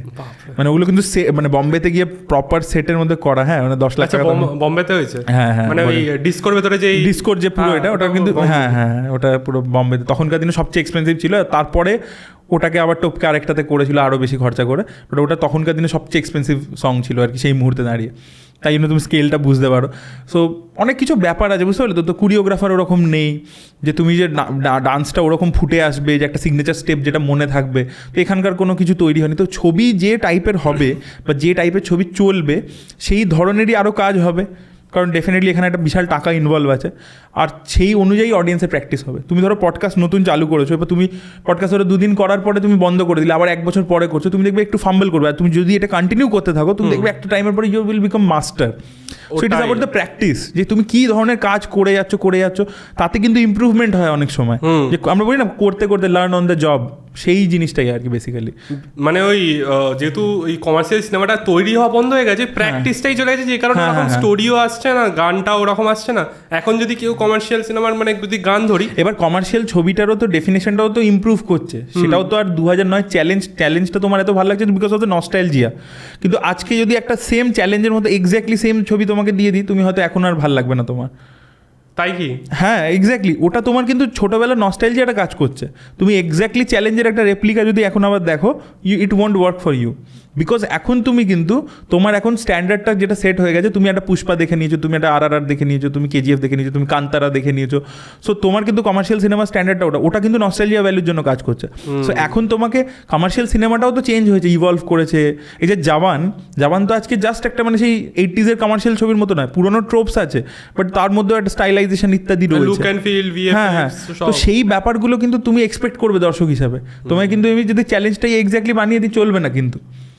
তো সেইটাও, সেই এভলিউশনটাও তোমাকে আনতে হবে কাজের মধ্যে, ঠিক আছে? মানে সেই যে পুরোনোটাকে রিক্রিয়েট করলেই যে চলবে তা নয়, সেটারও তো এভলিউশন হয়েছে। এবার আমাদের এখানে ওই ধরনের কাজই হচ্ছে না। যেরকম ব্যাকগ্রাউন্ড মিউজিকের আমি কথা বলবো, এই যে আচ্ছা জওয়ানের কথা আমরা বলছি, অনিরুদ্ধের নাম হঠাৎ উঠে এসছে। অনিরুদ্ধ কিন্তু নিজের BGM-এর জন্যই ফেমাস। অনিরুদ্ধের কিন্তু গানের থেকেও বেশি BGM ইজ সুপারব। মানে তুমি ওর যদি ছবি, ইভেন জওয়ানেও যে মিউজিকটা দিয়েছে, BGM-টা, ব্যাকগ্রাউন্ড মিউজিকটা, যখন ক্যারেক্টারটা আসছে, যেরকম একটা মিউজিক ছিল না জওয়ানে প্লে হচ্ছিল, মাসি মাসি মাসি এরকম করে, ওই যে মিউজিকগুলো, ওই যে BGM ডিজাইনটা, বা সাউথে তুমি যে কোনো দেখো, থামানের দেখো, বা যারা রয়েছে মিউজিক ডিরেক্টর, তাদের যদি মিউজিকটা শোনো, মানে সিনটাকে অন্য লেভেলে এলিভেট করে দিচ্ছে। মানে একটা ধরো ঘুষি মারছে বা ধরো রড দিয়ে মারছে, জওয়ানের ওই যে ইন্টারভেল সিনটাতে তো রড দিয়ে শাহরুখ খান মারছে, ওটাতে তো আর কিছু একটা অ্যাভেঞ্জারের মতো কিছু করছে না। ওখানে তো মানে ডেফিনেটলি ওখানে স্কেল আছে, বাট রড দিয়েই তো মারছে কতগুলো লোকেদেরকে। কিন্তু সেই BGM-টা এমনভাবে দিচ্ছে, মিউজিকটাকে এমনভাবে প্লে করছে, তার সাথে এমন ধরনের ক্যামেরা ওয়ার্ক, সব মিলিয়ে এমন একটা তোমাকে এক্সপিরিয়েন্স দিচ্ছে, তোমার মনে হচ্ছে আরে শালা কি আউট অফ দ্য ওয়ার্ল্ড দেখছি। বুঝতে পারলে তো? ওটা ডিরেক্টরের vision definitely, but BGM support করছে। এবার আমাদের এখানে BGM করার লোক নেই, কারণ আগে নইবি প্র্যাকটিস নেই বলে। তো সব কিছু একটা ছবি কিন্তু না খালি অভিনয় দিয়ে চলে না, খালি ডিরেকশন দিয়ে চলে না, খালি রাইটিংয়ে হবে না। ধরো তুমি লিখে দিলে সিনটা, স্টেজ করতে হবে তো। এবার ধরো ডিরেক্টর স্টেজ করে শ্যুটও করে নিল, BGM ওরম দিতে হবে তো, ওই লেভেলে CG চাইতো। সব কটা ডিপার্টমেন্ট যখন ইন সিঙ্কে কাজ করবে এবং নিজের বেস্টটা দেবে, এবং উই হ্যাভ টু ম্যাচ। এবং আরও একটা যেটা প্রবলেম আসে সেটা হচ্ছে যে বাজেটস। জওয়ানের আজকে বাজেট হচ্ছে সাম 300 crores, হিউজ খরচা করেছে, যেটা চাইছে সেটা ডিরেক্টরকে এনে দিচ্ছে প্রডিউসার। এখানে তো সেটা হবে না, you have that limitation also. তো এই সব কিছু কনস্ট্যান্ট পার করে you have to match that standard যেটা সাউথ ইন্ডিয়া প্রোভাইড করছে বা বলিউড প্রোভাইড করছে, আর সেটাও ইভলভড হতে হবে, মানে সেই ওল্ড স্কুল কমার্শিয়াল নয়। এতগুলো চ্যালেঞ্জ ফেস করে তৈরি করা, যেখানে ইন্ডাস্ট্রি একেবারে প্র্যাকটিসই ছেড়ে দিয়েছে, কোনো টেকনিশিয়ান নেই, ইটস ভেরি চ্যালেঞ্জিং। মানে এখন দাঁড়িয়ে commercial cinema is the experimental film হয়ে গেছে। বুঝতে পারলে? সব দিক থেকে, সব কটা ডিপার্টমেন্টের ক্ষেত্রে আমি বলছি, রাইটিং থেকে, ডিরেকশন থেকে, মিউজিক থেকে, সব কিছুতে। তো হয়তো এই চ্যালেঞ্জের যে এন্ট্রি সিনটা ছিল, it was not just because of Dev, হ্যাঁ BGM ডেফিনেটলি জিৎ গাঙ্গুলির মিউজিক, ওই যে মিউজিকটা যেটা ওই যে মিউজিকটা, ওই মিউজিকটা এনহ্যান্স করছে তো, তার সাথে তুমি দেখবে ক্যামেরা ওয়ার্ক। প্রথমে যে পাটা ঢোকে, একটা ছেলে ঢুকছিল, ওর পাশ থেকে একটা পা ঢোকে, তারপরে ক্যামেরাটা উঠছে। So that shot taking is also giving you that high. Director মনে হয় ডাইরেকশন। হ্যাঁ ডেফিনেটলি ক্যামেরাটা এরকম ভাবে উঠছে, টিল্ট আপ হচ্ছে, তারপরে যে এডিট তুমি দেখবে ওখানে ফ্রিজ হয়ে যায় ফ্রেমটা বারবার, যখন কলারটাকে এরকম করে টানে। So that is also giving impact. ওটা যদি নতুনত্ব, ওই টাইমিং তো ওরকম এডিট হতো না। যে ওই যে ঢুকছে, ওটা ইম্প্যাক্টটা কিন্তু তোমাকে দিচ্ছে because of all this department. সব কটা সিঙ্ক হয়ে হচ্ছে তার জন্য। ওখানে হিরোর প্রেজেন্স, ডিরেক্টর কিভাবে ভাবছে শটটাকে, ক্যামেরাম্যান ওই শটটাকে ওইভাবে নিচ্ছে, BGM সব কিছু মিলে হচ্ছে, ওটাই তবেই ওই হাইটা তুমি পাচ্ছ, তবেই তোমার মাথায় ওইটা মনে আছে। ওটা কিন্তু রাজ চক্রবর্তীর ক্রেডিট, জিৎ গাঙ্গুলির ক্রেডিট, যে ক্যামেরাতে ছিল তার ক্রেডিট, দেবেরও ক্রেডিট, সবাইকার মিলিয়ে একটা। তুমি ওখানে একটা জায়গায় ফেল করবে, ধরো হিরো যদি প্রেজেন্সটা না দিতে পারে তোমার রেজিস্টার করবে না, BGMটা যদি ওরকম না হয় রেজিস্টার করবে না, ডিরেক্টর না দিতে পারলে রেজিস্টার করবে না তোমার। এখন হয়তো আমরা দেবকে এনে নিতে পারবো, ডিরেক্টরকে এনে নিতে পারবো, কিন্তু সেই টাইমের BGMটা তুমি পেলে না, বা ক্যামেরার সেই টাইমের যে, মানে এখন তো আরো আমরা বেশি আপগ্রেড হয়ে গেছে। না অনেক সময় হয় কি বলতো, it is not about the technology, তুমি জিনিসটাকে দেখছো কি করে। এই যে তুমি দেখবে কেন তুমি দেখবে যখন একটা হিরো যখন ঢোকে এন্ট্রি নেয় কমার্শিয়াল ছবিতে লো অ্যাঙ্গেল থেকে দেখানো হয় হিরোকে, কেন করা হয়? যে লার্জার দ্যান লাইফ, মানে ক্যামেরাকে উপরে দেখতে হচ্ছে, মানে তুমিও অডিয়েন্স হিসেবে স্ক্রিনে ওকে এরকমভাবে দেখতে পাচ্ছ। So he is becoming larger than life. তুমি দেখবে সব সাউথের ছবিতে সব লো অ্যাঙ্গেল থেকে ধরছে। জওয়ানেও আছে, নিচ থেকে দেখাচ্ছে, হ্যাঁ জেলারে দেখাচ্ছে, ঠিক আছে। তারপরে ওই যে একটা শর্ট দেখবে জওয়ানে ছিল না, ওই যে যখন ওই পুরো মামিফাইড হয়ে আসে, পুরো শ্যাডোটা পড়ছে। So you treat it as a larger than life. সেই যে ভিশনটা, সেই যে ডিওপির ভিশনটা, যে কিভাবে একে আমি বড় দেখাবো, কিভাবে হেঁটে আসছে, কিভাবে বড় লাগবে। এখন যদি আমি ক্যামেরাটাকে এরকম তুলে দিই, মানে যদি তোমাকে নিচে দেখছি আমি, তাহলে কোনোদিনই তুমি লার্জার দ্যান লাইফ লাগবে না। বা যদি আই লেভেলে রেখে দিই, লার্জার দ্যান লাইফ লাগবে? কোনোদিনও লাগবে না। বা ধরো খালি ক্লোজ আপ রেখে দিলাম, প্রথমেই তোমার মুখ দিয়ে ঢুকছো তুমি, বা ধরো একটা ওয়াইড ফ্রেম ধরেছি, তাতে তুমি এন্ট্রি নিলে, আরো 5 জন দাঁড়িয়ে আছে, কোনো ইম্প্যাক্ট হবে না। তুমি জাস্ট ভাবো চ্যালেঞ্জের ওই সিনটা দিয়ে এক্সাম্পল নাও, যে প্রথমে কি হলো, প্রথমে একটা ওয়াইড ছিল, একটা ছেলে ঢুকছিল, তারপরে আমরা দেখবি ক্লোজে কেটে যায়, যে একটা পা ঢোকে ওকে ক্রস করে, তারপর ক্যামেরাটা উঠছে, তারপরে জাস্ট দেবী মানে একদম টাইট ইয়ে আছে, তারপরে টাইট, তারপরে আবার ও ঢুকলো, তারপরে ওকে ডাকলো ছেলে। ওখানে কিন্তু শর্টের টেকিং এর উপর অনেক কিছু ডিপেন্ড করছে। সো ওইটা কিন্তু তোমার মাথায় ওই ইলিউশনটা দিচ্ছে যে না ভাই হিরো ঢুকেছে। হিরোকে তো তোমাকে 4টে লোকের থেকে আলাদা করতে হবে, বার করতে হবে তাকে ওই ফ্রেমের মধ্যেই। হাউ টু ডু দ্যাট, সেটা কিন্তু একটা স্পেশালিটি, সেটা একটা সেন্সিবিলিটি, মানে কীভাবে তুমি জিনিসটাকে দেখছো। একটা ক্যামেরার প্লেসমেন্টের ওপর অনেক কিছু ডিপেন্ড করে, সেটারও একটা সেন্সিবিলিটি আছে। এই কারণেই এখন একটু ওই ফিলটাকে রেপ্লিকেট করা চাপের হয়ে যাচ্ছে, বাট হ্যাঁ ট্রাই করে দেখো। এবছর অনেকগুলো কমার্শিয়াল বাংলা ছবি আছে যেগুলো হচ্ছে, যেরকম 9th ফেব্রুয়ারি পারিয়া বলে একটা ছবি আছে, অ্যাকশন বেসড ছবি, বিক্রম চ্যাটার্জি রয়েছে, জন উইক টাইপের একটা কুকুরকে মেরে দিয়েছে, আমি দেখেছি পোস্টার। সো ওটার টিজারও বেরিয়ে গেছে, অ্যান্ড 23rd জানুয়ারি আসছে। অঙ্কুশের আসছে মির্জা বলে একটা ছবি আসছে, খাদান বলে দেবের একটা ছবি আসছে, যেটা যে কয়লা মাফিয়ার এতে। তো ওটাতে again he is going back to the commercial zone after 2019। So পুরো হার্ডকোর কমার্শিয়াল জোনে ফিরছে, তো সেটা একটা রয়েছে। জিতের বুমেরাং রয়েছে, যেটা আগেন একটা বুমেরাং বলে একটা ছবি রয়েছে, ওটা সাইফাই কনসেপ্ট রয়েছে, সাইফাই প্লাস অ্যাকশন ইত্যাদিও থাকবে। তো সেটাও রয়েছে, খুব ফিউচারিস্টিক বাইক, হ্যাঁ ব্যাটম্যানের মধ্যে একটা ওরকম। সো পরপর অনেকগুলো রয়েছে এবছর। তো যদি এগুলো ওয়ার্ক করতে একবার শুরু করে, ধরো একটা ডিসেন্ট বিজনেস করলো প্রতিটাতেই, তো তাহলে কোথাও গিয়ে একটা হয়তো নেক্সট টাইম আরও বেটার হবে। তখন হিরোরাও কনফিডেন্স পাবে, প্রডিউসাররাও কনফিডেন্স পাবে, নেক্সট ইয়ার আরও তারা করবার চেষ্টা করবে। হ্যাঁ, তুমি যে একটা ফেজ বললে, মানে তুমি স্টার্টিং থেকে বলছিলে, তো একটা ফেজ এখানে সত্যজিৎ রে সিনেমা বানাতো। তো আমার পার্সোনালি আমি নায়ক সিনেমাটা দেখেছিলাম। আর যেহেতু মানে বলবো না যে নায়কের মতন বা কোনো হিরোর মতন, বাট যেহেতু আমরা ওই সেম লাইনেই আছি, একটু ফেম বা ইয়ে আছে, তো মানে যে রিলেটটা করতে পারলাম, বা যেই ছোট ছোট জিনিসগুলো যে ফিলটা দিয়েছে আমাদের উত্তম কুমার অ্যাক্টিং এর থ্রুতে, সাংঘাতিক লেভেলের ছিল। তো মানে সেই সময় বাংলা সিনেমা আশপাশ যেই সিনেমা ইন্ডাস্ট্রি তাদের থেকে টক্কর দিচ্ছিল, বা তাদের থেকে এগিয়েছিল, ডেফিনেটলি এগিয়েছিল, অনেক এগিয়েছিল। মানে মেইন স্ট্রিম তো আমি তোমাকে এক্সাম্পল দিলাম যে রিমেক হতো, আর বাকি যে আর্ট হাউস যে প্যারালাল সিনেমাটা ছিল, দ্যাট ওয়াজ তো মানে পাথ ব্রেকিং, মানে সেটা তো ইন্টারন্যাশনাল স্ট্যান্ডার্ডের ছিল। মানে সত্যজিৎ রায় তো সব সিনেমা, সব ধরো বিদেশের ফেস্টিভ্যালে যেত, ওনার বন্ধু হচ্ছে সব বিদেশের ডিরেক্টররা। তুমি যদি দেখো সব ছবি, মানে রোমান পোলান্সকির সাথে বসে আছে, মার্লন ব্র্যান্ডোর সাথে বসে আছে, সব বড়। ইভেন ওনার স্ক্রিপ্ট থেকে ইন্সপায়ার্ড হয়ে ইটি হয়েছে, স্টিভেন স্পিলবার্গের ইটি ওনারই গল্প থেকে ইন্সপায়ার্ড হয়েছে। উনি এলিয়ান বলে একটা ছবি হলিউডে বানাতে চেয়েছিলেন। So he was at that level. Mrinal সেনও অ্যাট দ্য সেম টাইম সব ইন্টারন্যাশনাল ফেস্টিভ্যালে নিয়ে গেছেন। মানে মার্টিন স্কোরসেসির সিনেমা নমিনেটেড আছে, তার পাশে মানে রবার্ট ডিনেরও বেস্ট অ্যাক্টরে নমিনেটেড আছে, তার পাশে অঞ্জন দত্তও বেস্ট অ্যাক্টরে নমিনেটেড আছে। বুঝতে পারলে তো স্ট্যান্ডার্ডটা কোথায় ছিল। তার সাথে ঋত্বিক ঘটক ছিলেন, তপন সিনহাও খুব ভালো মেইন স্ট্রিমের মধ্যে, তরুণ মজুমদার খুব ভালো ছিলেন। সো বাংলা সিনেমা মানে ফার আহেড, মানে কেউ ধরতেই পারবে না। সেখান থেকে আমাদের হ্যাঁ ডেফিনেটলি অনেকই পতন হয়েছে।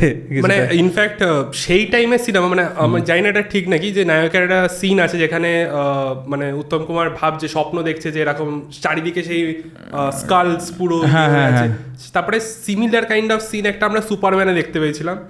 অনেকে বলে ইন্সপায়ার্ড, এবার যে ডাইরেক্টর সে মানতে হয়তো চাইছিল না এরকম কিছুটা। মানে না, আমি জ্যাক স্নাইডারের ওই ব্যাপারটা জানি না, মানে সুপারম্যানের সিনটা থেকে মানে তো হ্যাঁ অনেকে শেয়ার করেছে, আমি জানি না জ্যাক স্নাইডার ইন্সপায়ার্ড কিনা, বাট সত্যজিৎ রায়ের ছবি অ্যাকচুয়ালি বাইরে বহু লোকে দেখেছে। সো মানে এটা হতেই পারে, মানে ইটস পসিবল যে ওনার থেকে, তোমাকে বললাম তো স্টিভেন স্পিলবার্গ অব্দি ওনার গল্প থেকে ইন্সপিরেশন নিয়ে করেছেন ইটি, যেটা আবার পরে ইন্ডিয়াতে আবার কই মিল গিয়া হয়েছে। সো মানে ওনাদের কাজ আর কি ইন্টারন্যাশনালি প্রচুর ট্রাভেল করেছে এবং সেখানে প্রচুর লোকে দেখেছে, প্রচুর ইভেন ক্রিস্টোফার নোলান যখন ইন্ডিয়াতে এসেছিল উনিও মানে পথের পাঁচালী তো এরকম আমার মনে হয় কোনো ওয়েস্টের ডিরেক্টর নেই যে দেখেনি, সবাই বলে যে হ্যাঁ পথের পাঁচালী দেখেছি, ইন্সপায়ার্ড হয়েছি। ওয়েস অ্যান্ডারসন, মার্টিন স্কোরসেজি থেকে শুরু করে ক্রিস্টোফার নোলান থেকে শুরু করে প্রচুর প্রচুর ডিরেক্টর। মানে অপরাজিতা সিনেমাটা যেটা রিসেন্টলি বেরিয়েছিল আমি দেখতে অপরাজিত, তো ওখানে বলছিল যে পথের পাঁচালী প্রথমে হয়তো বলেছিল যে কে দেখবে, চলবে না, কি এটা গরিবদের ইয়ে দেখাচ্ছে, বাট ইভেনচুয়ালি ওটা এত মানে নেক্সট লেভেল চলে গেছে। তো এটা আমি বলছি কারণ রিসেন্টলি আমি কিছু ইন্টারভিউ দেখছিলাম যেখানে ফিল্ম স্টার বা ডাইরেক্টররা বলে, তো তারা বলছে যে বলিউডের কথা বলছে যে সাউথ ইন্ডাস্ট্রির কথা বলছে, ইনফ্যাক্ট যে সিনেমাগুলো বেরোচ্ছে যেগুলো তোমার ডাব থাকছে যে তামিল তেলেগু, কিন্তু বাংলা মানে কোনো কেউ উচ্চারণই করছে না যে বাংলা সিনেমা, মানে কেউ কোনো নামই নিচ্ছে না। মানে এত যে ইন্টারভিউ এগুলো দেখি, মানে এতটা হারিয়ে গেছে আমাদের বাংলা সিনেমা। হ্যাঁ পিছিয়ে পড়েছে। মানে এখন তুমি দেখো যদি ইন্টারন্যাশনাল লেভেল, ইন্টারন্যাশনাল তো ছাড়ো, বাট ইভেন ন্যাশনাল লেভেলেও যখন কোনো কথা হচ্ছে বাংলা সিনেমা অ্যাকনোলজি করছে যে বাংলা সিনেমাও একটা হয় ভাই বেরোচ্ছে, এরকম কেউ ইয়েই করছে না। হ্যাঁ সেটা দেখো অনেকগুলো কারণ আছে। একটা ইন্ডাস্ট্রি তখনই মানে লোকের চোখে পড়ে যখন কমার্শিয়াল কোনো সাকসেস দেয়। আজকে ধরো কানাডা ইন্ডাস্ট্রি, বিফোর কেজিএফ কেউ কথা বলতো না ওটাকে নিয়ে। কানাডা ইন্ডাস্ট্রি একটা কেজিএফ দিল, তারপরে কান্তারা দিল, 777 চার্লি বলে একটা ছবি হয়েছিল, দেখেছো কি? আমি 777 চার্লি দেখো, ভালো ছবি, একটা কুকুর আর মানুষের মধ্যে ফ্রেন্ডশিপ নিয়ে, তো সেটা বেরোলো। তো এই পরপর ভালো ছবি যেই বেরোলো এবং সেগুলো কমার্শিয়ালি সাকসেসফুল হলো, তখনই লোকে এখন বলছে কানাডা ইন্ডাস্ট্রি খুব ভালো ছবি বানায়। কানাডা ইন্ডাস্ট্রি কিছু বছর আগেও কিছু ভালো ছবি বানাতো, কিন্তু যখনই once you give commercial success তখনই তুমি মানে র্যাডারে চলে আসছো। তার আগে তামিল সিনেমাকে নিয়ে কথা হতো, তেলেগু সিনেমাকে নিয়ে কথা হতো, মালায়ালামকে নিয়ে কন্টেন্ট ড্রিভেন ছবি, একটা কোভিডের সময় যেহেতু প্রচুর লোক ওটিটি কনজামশন করছিল, মালায়ালাম ছবি নিয়ে প্রচুর কথা হয়েছে। মানে আমি এটাই বলছি যে কেরালা, মালায়ালাম ফিল্মস, কেরালার পপুলেশন তো মনে হচ্ছে আমার ওয়েস্ট বেঙ্গল থেকে কমই আছে পপুলেশন, মানে ইয়ে থিয়েটার্স বেশি আছে, সিনেমা হল বেশি আছে না, আর ওদের সিনেমাগুলো। আর আরও একটা ব্যাপার আছে আমি তোমাকে বলছি, ওই যে ডিফারেন্সটা, এটা তো সবাই জানতে চায় যে পপুলেশন কম হওয়া সত্ত্বেও কি করে বেশি বিজনেস করছে। যে 50 কোটি দৃশ্যম বলে যে ছবিটা ছিল না, অ্যাকচুয়ালি তো Malayalam film, that was the first Malayalam film to cross 50 crores। তারপরে একটা ছবি করেছিল মোহনলালই করেছিল, পুলি মুগান, ওটা করেছিল 100 crores। তারপরে লুসিফার বলে একটা ছবি করেছিল 200 crores। এবার দেখো এখানে অনেকগুলো ব্যাপার আছে। প্রথম হচ্ছে যে ওদের স্টেটে, এই 4টে স্টেট, কানাডা মানে কর্ণাটক, আন্ধ্রা, তেলেঙ্গানা, তামিলনাড়ু আর এই কেরালা, এদের 4 জনেদের সিনেমা দেখার যে কালচারটা আছে না, দ্যাট ইজ ইনসেন। সেটার সাথে নর্থ ইন্ডিয়া তুমি মেলাতেই পারবে না। মানে আমাদের যেমন ছিল ওই চ্যালেঞ্জের টাইমে ওরকম এখন না, তার থেকে অনেক ইভলভড, অনেক ইভলভড। কারণ ওদের সিনেমাটা হচ্ছে না মানে রেগুলার একটা পার্ট অফ লাইফ, ঠিক আছে? মানে ওরা, মানে তুমি ইভেন দেখবে তেলেঙ্গানাতে তুমি যদি মানে হায়দ্রাবাদে তুমি যাও, আমার প্রচুর বন্ধু আছে থ্রু মানে মানে অফিসের থ্রু দিয়ে এবং থ্রু দিয়েও আর কি, মানে MBA করতে গেছিলাম যখন তখন। সো আমি দেখেছি ওরা যে রেটে সিনেমা দেখে, মানে নর্মাল লোকেরা, মানে আমি তো ধরো এটা করছি, এটা তো আমি কাজ করছি, করছি এবং আমি ভালোবাসি, মানে আমি এক্সেপশন, কিন্তু ওখানে যারা নর্মাল জেনারেল, মানে ধরো এমনি নর্মাল, সে হয়তো অন্য চাকরি বাকরি করে, ধরো সকালবেলা ওদের ওখানে অনেক সকাল থেকে শো থাকে, সকালে ধরো একটা সিনেমা দেখে তারপরে অফিস ঢুকলো, জেনারেল লোক। সো এইরকম লেভেলে ক্রেজ আছে, তাই জন্য ওদের ওখানে অ্যাভারেজ ছবিও একটা কালেকশন করে দেয়। মানে ছবিটা ধরো ভালো হয়নি বাট স্টিল, তো ওদের ওখানে সিনেমা দেখার কালচার ইজ ভেরি ডিফারেন্ট। এবং ওদের অডিয়েন্সও কিন্তু প্রচণ্ড ম্যাচিওর্ড, মানে প্রচণ্ড ইভলভড। ওই জন্য তুমি দেখবে এমন ছবি যেটা হয়তো বাংলাতে বানালে বা হিন্দিতে বানালে কোনো দিনও চলবে না। কেরালায় একটা সিনেমা বেরিয়েছিল যে একটা ফুটবল প্লেয়ারকে নিয়ে একটা সিনেমা, নাম জানি না, বাট তারপরে একটা বেরিয়েছিল যে একটা গে পার্সন আছে, তার ম্যারেজ হয়ে গেছে, সে সেটা স্টাক হয়ে আছে কি করে সেখান থেকে। হ্যাঁ, এই ধরনের প্রচুর সাবজেক্ট, খুব মানে নিখুঁত ইয়ে টপিকেরও ওদের না ভালো চলে, খুব নিশ যে ছবি সেটাও চলছে, আবার ধরো খুব কমার্শিয়াল ছবি সেটাও চলছে। সো এভরি টাইপ অফ সিনেমার জন্য একটা করে অডিয়েন্স আছে ওখানে। সো ওদের অডিয়েন্স অন্য লেভেলের, তো ওদের সাথে আমাদের তুলনা করলে হবে না। আমাদের অডিয়েন্স ওই লেভেলে কোনোদিনও ছিল না, এখনো নেই, ফিউচারেও হবে না। আমি যদি বলি যে এখন একটা সিনেমা হলো 3 পৃথিবী, যেখানে দেব থাকবে, জিৎ থাকবে আর ধরো প্রসেনজিৎ থাকবে, হ্যাঁ খুব হাইপ হবে ছবিটাকে নিয়ে, ঠিক আছে? কিন্তু সেই ছবিটাও তখনই ওরকম একটা ব্লকবাস্টার হবে, 15 কোটি বিজনেস করতে পারবে, 15 কোটি 16 কোটি, যখন মানে সেটাকে ঠিক করে প্রমোট করা হবে, ঠিক করে পুশ করা হবে, ওই ছবিটাকে অ্যাটলিস্ট একটা 1 মাসের রানিং লেন্থ, মানে রানিং টাইম ফ্রি দিতে হবে, হবে ওর আশেপাশে কোনো বাংলা ছবি নেই, বা কোনো হাইপ হিন্দি না সিনেমা, হাইপ হিন্দি ছবি যদি হয় তখন একটা নিতে হবে যে না ভাই আমি হিন্দি ছবিটাকে যদি দিই, মানে এরকম তুমি দেখবে এই যে ডাঙ্কি রিলিজ করেছিল, তো ডাঙ্কি সালার ছিল, তার সাথে দুটো বাংলা ছবি ছিল। এবার প্রধানের রিপোর্ট ওয়ার্ড অফ মাউথ খুব ভালো, কাবুলিওয়ালারও খুব ভালো, যারাই দেখেছে খুব ভালো, কিন্তু স্টিল কাবুলিওয়ালার প্রধানের শোজ খুব লিমিটেড ছিল, মানে ডাঙ্কির তুলনায় কিছুই না সেটা। ডাঙ্কি অনেক বেশি শোজ ধরে রেখেছে। তো ধরো তুমি ভাবলে আমি প্রধান দেখবো, প্রধানের শোটা তোমার দুপুর 12টায় আছে, দুপুর 12টায় একটা ফ্যামিলির পক্ষে যাওয়া সম্ভব নয়। সন্ধ্যেবেলার শো যেগুলোকে প্রাইম টাইম আমরা বলি সেগুলো পেলে বেটার। তাও তো আমি বলছি এটা দেবের ছবি, সে অত বড় একজন স্টার, তার ক্ষেত্রেই হচ্ছে। তাহলে মানে যদি তুমি ছোট প্রোডাকশনের ছবি হয় তাহলে কি চাপ হচ্ছে তার, বুঝতে পারছো তো? প্রাইম টাইমটাই তাকে দিচ্ছে না, দুপুর 1টার শো দিয়ে দিল, সকাল 9টার শো দিয়ে দিল, এই সময় লোকে দেখে না, বাঙালি অডিয়েন্স যায় না। বাঙালি অডিয়েন্স হচ্ছে দুপুর থেকে মানে টুয়ার্ডস মানে 3টে 4টে 7টা বিকেলের টাইমটা, এই সময়টা যায় বাড়ির কাজকর্ম করে নিয়ে, বা অফিস থেকে ফেরার সময়, বা কলেজ থেকে ফেরার সময়। সো এই অনেকগুলো ফ্যাক্টরস ম্যাটার করছে। তো ধরো 3 পৃথিবী যদি হয়ও, তাকে কিন্তু প্রপার মানে বড় প্রোডাকশনের হতে হবে, প্রপার প্রমোশন হতে হবে, মানে একদম গ্রাম মফস্বলে গিয়ে প্রপার প্রমোশন, গ্রাউন্ড লেভেলে এসে 3জন স্টার এসে ইন্টারভিউস প্রপারলি, তারপরে ওই যে বললাম ফ্রি রানটা, এবং যদি সামনে কোনো বড় ছবি আসছে যে হ্যাঁ তাকেও শো দেবো, কিন্তু এরও শো আমি কমিয়ে দেবো না, শোটা রাখবো, আমি হোল্ড করবো, অ্যাটলিস্ট আমি দেখবো 4 সপ্তাহ যে কী হচ্ছে। তো সেই জিনিসটা আর কি করতে হবে, তবে একটা ওই রকম বক্স অফিস হবে। তো তোমার আর একটা বড় একটা ইয়ে হয়, সেটা হলো তুমি অঙ্কুশ হাজরার সাথে ইন্টারভিউ করেছিলে, তারপরে একটা কন্ট্রোভার্সি হয় বঙ্গাই versus Ankush Hazra, long back 2019 বিশাল। হ্যাঁ, আর মানে আমি একটা জিনিস জিজ্ঞেস করবো যে ওই টাইমে যখন তুমি অঙ্কুশ হাজরাকে ইন্টারভিউ করছিলে, ও যে উত্তরগুলো দিচ্ছিল অবভিয়াসলি ফানি ছিল, একটু ফানি উত্তর, তো তোমার অন স্পট কি বসে যখন শুনছিলে তোমার মনে হচ্ছিল যে এটা কি বলছে ভাই, এটা হয়তো এরকম হতে পারে, মানে লোকজন এ তো ট্রল হবে খুব, মানে সেই সময় মনে হচ্ছিল? না, আমি ট্রোল ওরকম ভাবে ভাবিনি। দেখো আমি কিছু দেখবে ওই ইন্টারভিউটা তুমি যদি এখন গিয়ে রিভিজিট করে দেখো, আমি কিছু পয়েন্ট রাখতে চাইছিলাম, যে কাউন্টার করতে চাইছিলাম, বাট ও আমাকে বারণ করছিল যে না আমি আগে বলিনি। সো ঠিক আছে, মানে দেখো একটা ইন্টারভিউ সবসময় হচ্ছে যে যাকে তুমি ইন্টারভিউ করছো সে নিজেকে এক্সপ্রেস করতে পারছে কতটা, সে নিজের বক্তব্যটা, মানে অ্যাকচুয়ালি ওই ইন্টারভিউটা হয়েছিল এইভাবে যে অঙ্কুশ একটা কোনো পেপারে কিছু বলেছিল, কোনো একটা স্টেটমেন্ট দিয়েছিল যে বুম্বাদা আমার কাছে আয়রন ম্যান, দেব আমার কাছে ক্যাপ্টেন আমেরিকা, এরকম একটা কিছু স্টেটমেন্ট দিয়েছিল। সো আমি তখন ওটা নিয়ে একটা ভিডিও বানিয়েছিলাম, এবং সেখানে আমি প্রচুর কিছু বলেছিলাম আর কি এক্সাম্পল দিয়ে। তো সেইটা দেখে হি কল্ড মি যে আমার ভিডিওটা ভালো লেগেছে, বাট আমি আমার দিকটা ক্ল্যারিফাই করতে চাই, যে আমি এক্স্যাক্টলি বলতে কি চাইছিলাম পেপারে আর কি 2-3 লাইনের মধ্যে ব্যাপারটা ঠিক ফুটে আসেনি। তো আমার if you come to me আমি তোমাকে বোঝাবো ওটা। আমি বললাম ঠিক আছে। তো তখন নতুন তো আমি গেছি, তো ইন্টারভিউটা হলো।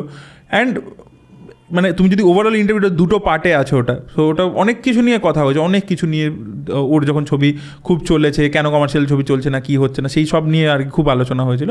তার মধ্যে ও যেগুলো বলেছে, এবার তারপরে অনেক দিন পরে কিরণ ওটাকে নিয়ে করে, মানে ওটা ইমিডিয়েটলি কিন্তু হয়নি, ওই ইন্টারভিউটা আসার প্রায় 2-2.5 মাস 3 মাস পরে কিরণ ওই মিমটা বানায়, তারপর সেটা ভাইরাল হয়, তারপর যা হয়েছিল।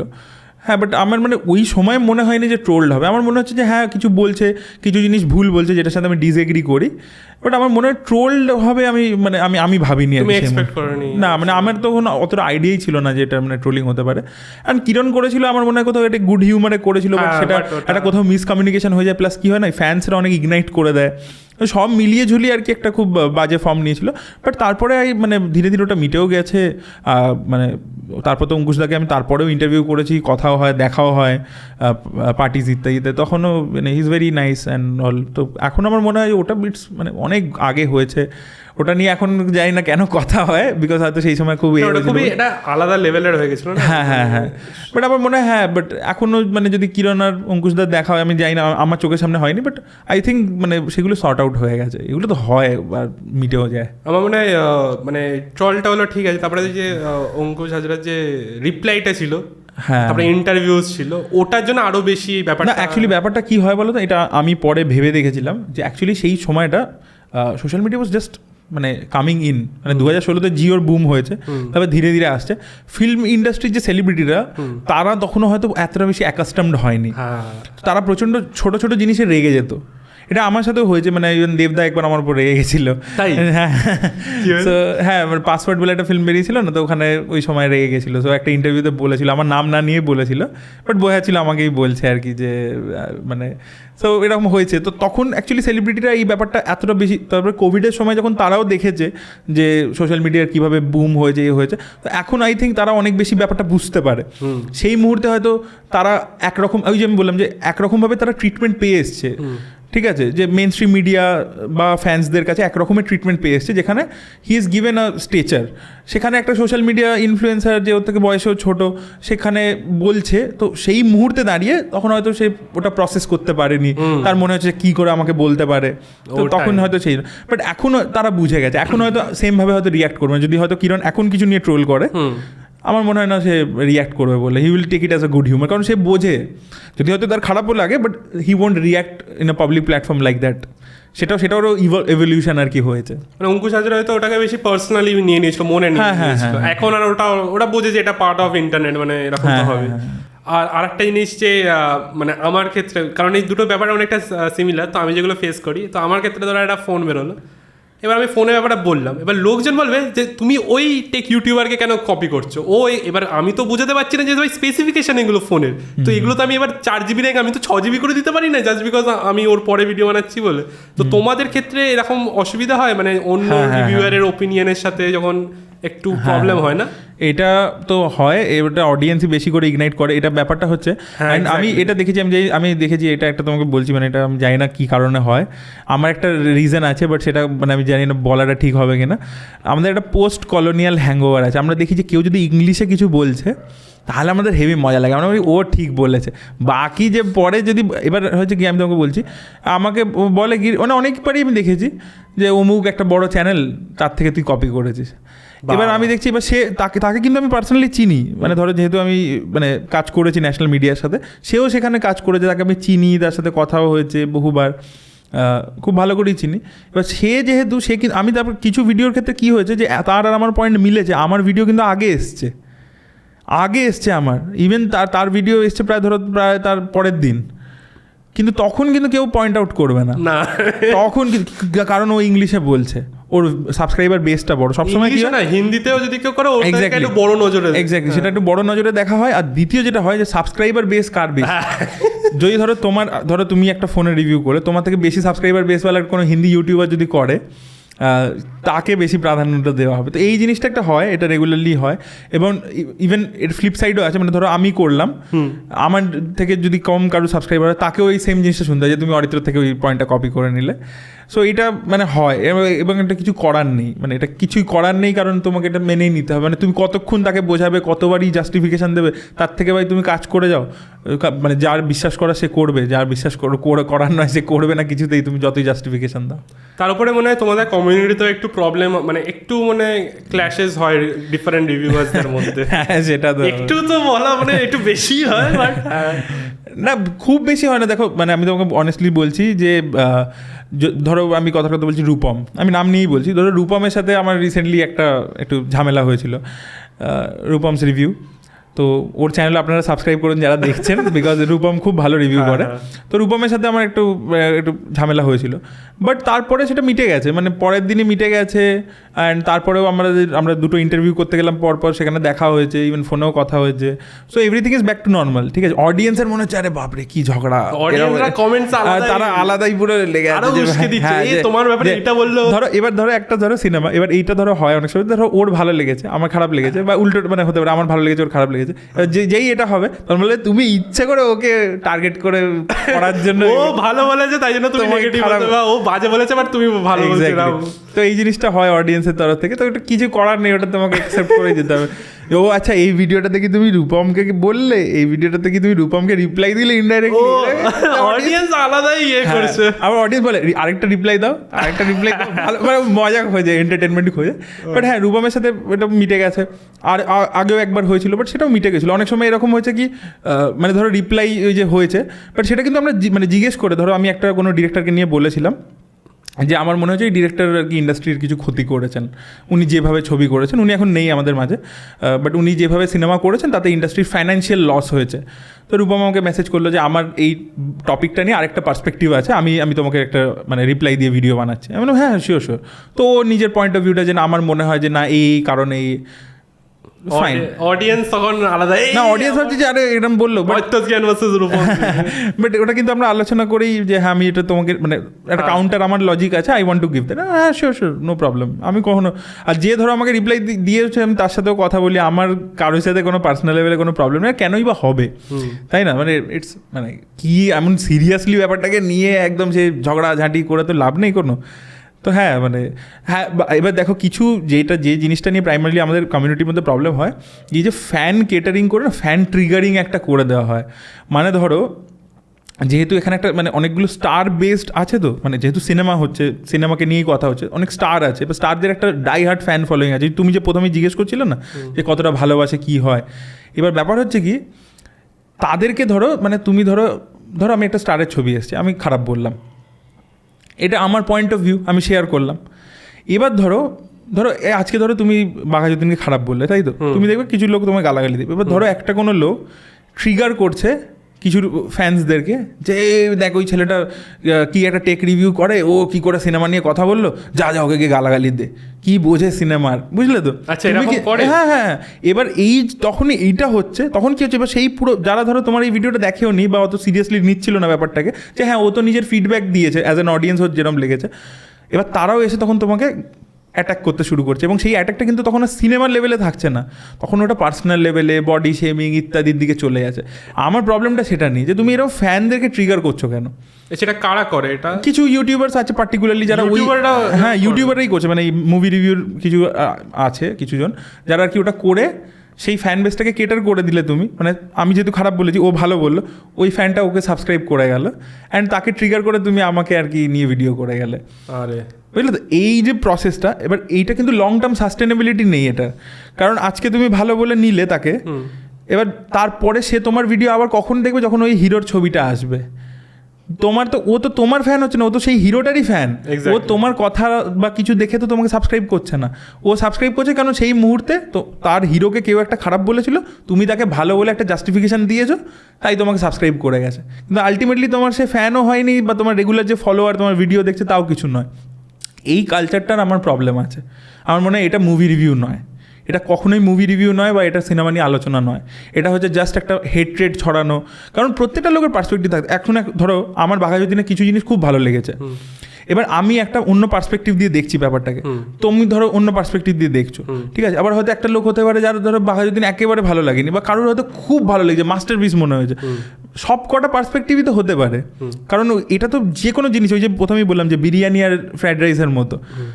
ফ্রাইড রাইস কি তারপর তোমার যদি বিরিয়ানি ভালো লাগে, তোমার ধরো ফ্রাইড রাইস পছন্দ না, তারপরে কি ফ্রাইড রাইস খারাপ হয়ে গেল? এটা তো হয় না।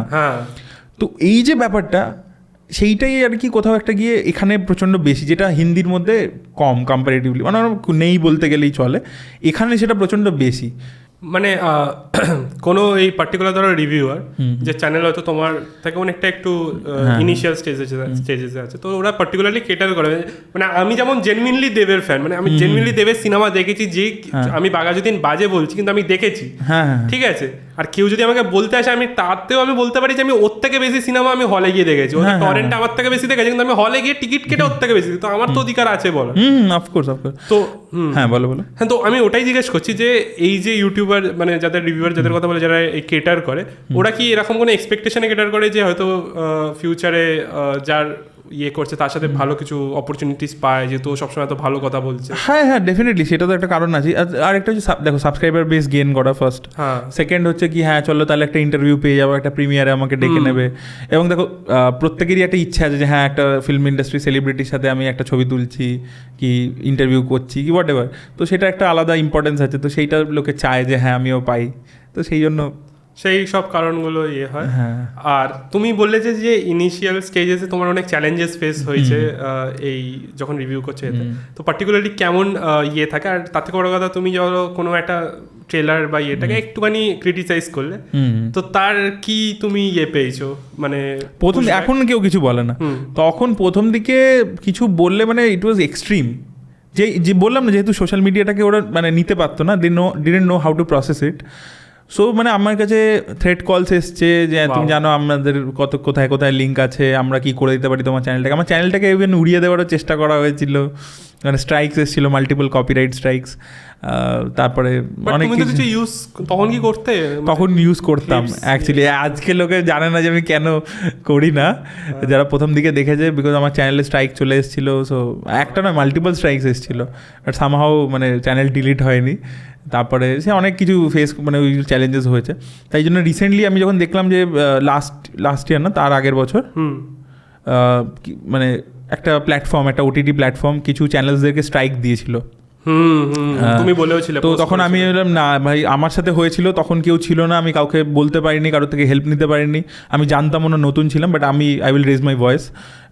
মানে আমি যতটা পেরেছি আমার দিক থেকে করেছি, অ্যান্ড তারপর ফাইনালি তারা স্ট্রাইকটা তুলে নেয় সবার থেকেই।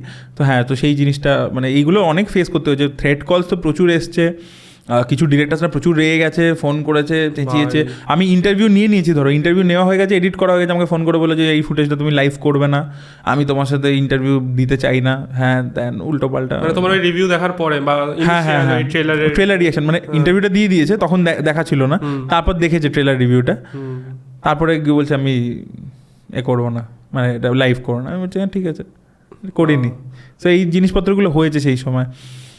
মানে কলগুলো কি প্রোডাকশন থেকে আসতো না ডাইরেক্ট? প্রোডাকশনের দিক থেকে এসছে, ডাইরেক্টরের দিক থেকে এসছে, অ্যাক্টরের দিক থেকে এসছে, এরকম প্রচুর এসছে। অ্যাক্টরের দিক থেকে হ্যাঁ অনেকবার এসছে, অনেকবার, যে এটা কেন বলছে, ওটা কেন বলছে, এটাকে এরকম করে কেন বললো। তো এরকম প্রচুর হয়েছে, তখনও হয়েছে। মেইন স্ট্রিম মিডিয়া বা অনেক সময় আমরা ইন্টারভিউর জন্য অ্যাপ্রোচ করতাম প্রথম দিকে, তখন তো মানে পাত্তাই দিত না, মানে রিপ্লাই করতো না, হোয়াটসঅ্যাপে মেসেজে রিপ্লাইও করতো না, ঠিক আছে। তো সেই রকম ছিল situation at that point of time. আমার এখনও মনে আছে, আমি একটা প্রোডাকশন হাউসের অফিসে ইন্টারভিউ করতে গেছি, বলছি একটু জল হবে, জল অবধি দিচ্ছে না, খাবার জলও দিচ্ছে না, এরকম ছিল তখন অবস্থা। আর এখন সেই প্রোডাকশন হাউসের অফিসে গেলে বলে আর কি খাবে বলে, মানে অনেক চেঞ্জ হয়ে গেছে এখন, বাট হ্যাঁ তখন ওরকম ছিল। এখন হয়তো বুঝতে পেরেছে যে সোশ্যাল মিডিয়ার মানে কতটা কতটা লোক সোশ্যাল মিডিয়াকে অনেক বেশি ওরা প্রেফারেন্স দেয়, বিকজ ওরা বুঝে গেছে যে এটা একটা হিউজ পেনিট্রেশন আছে।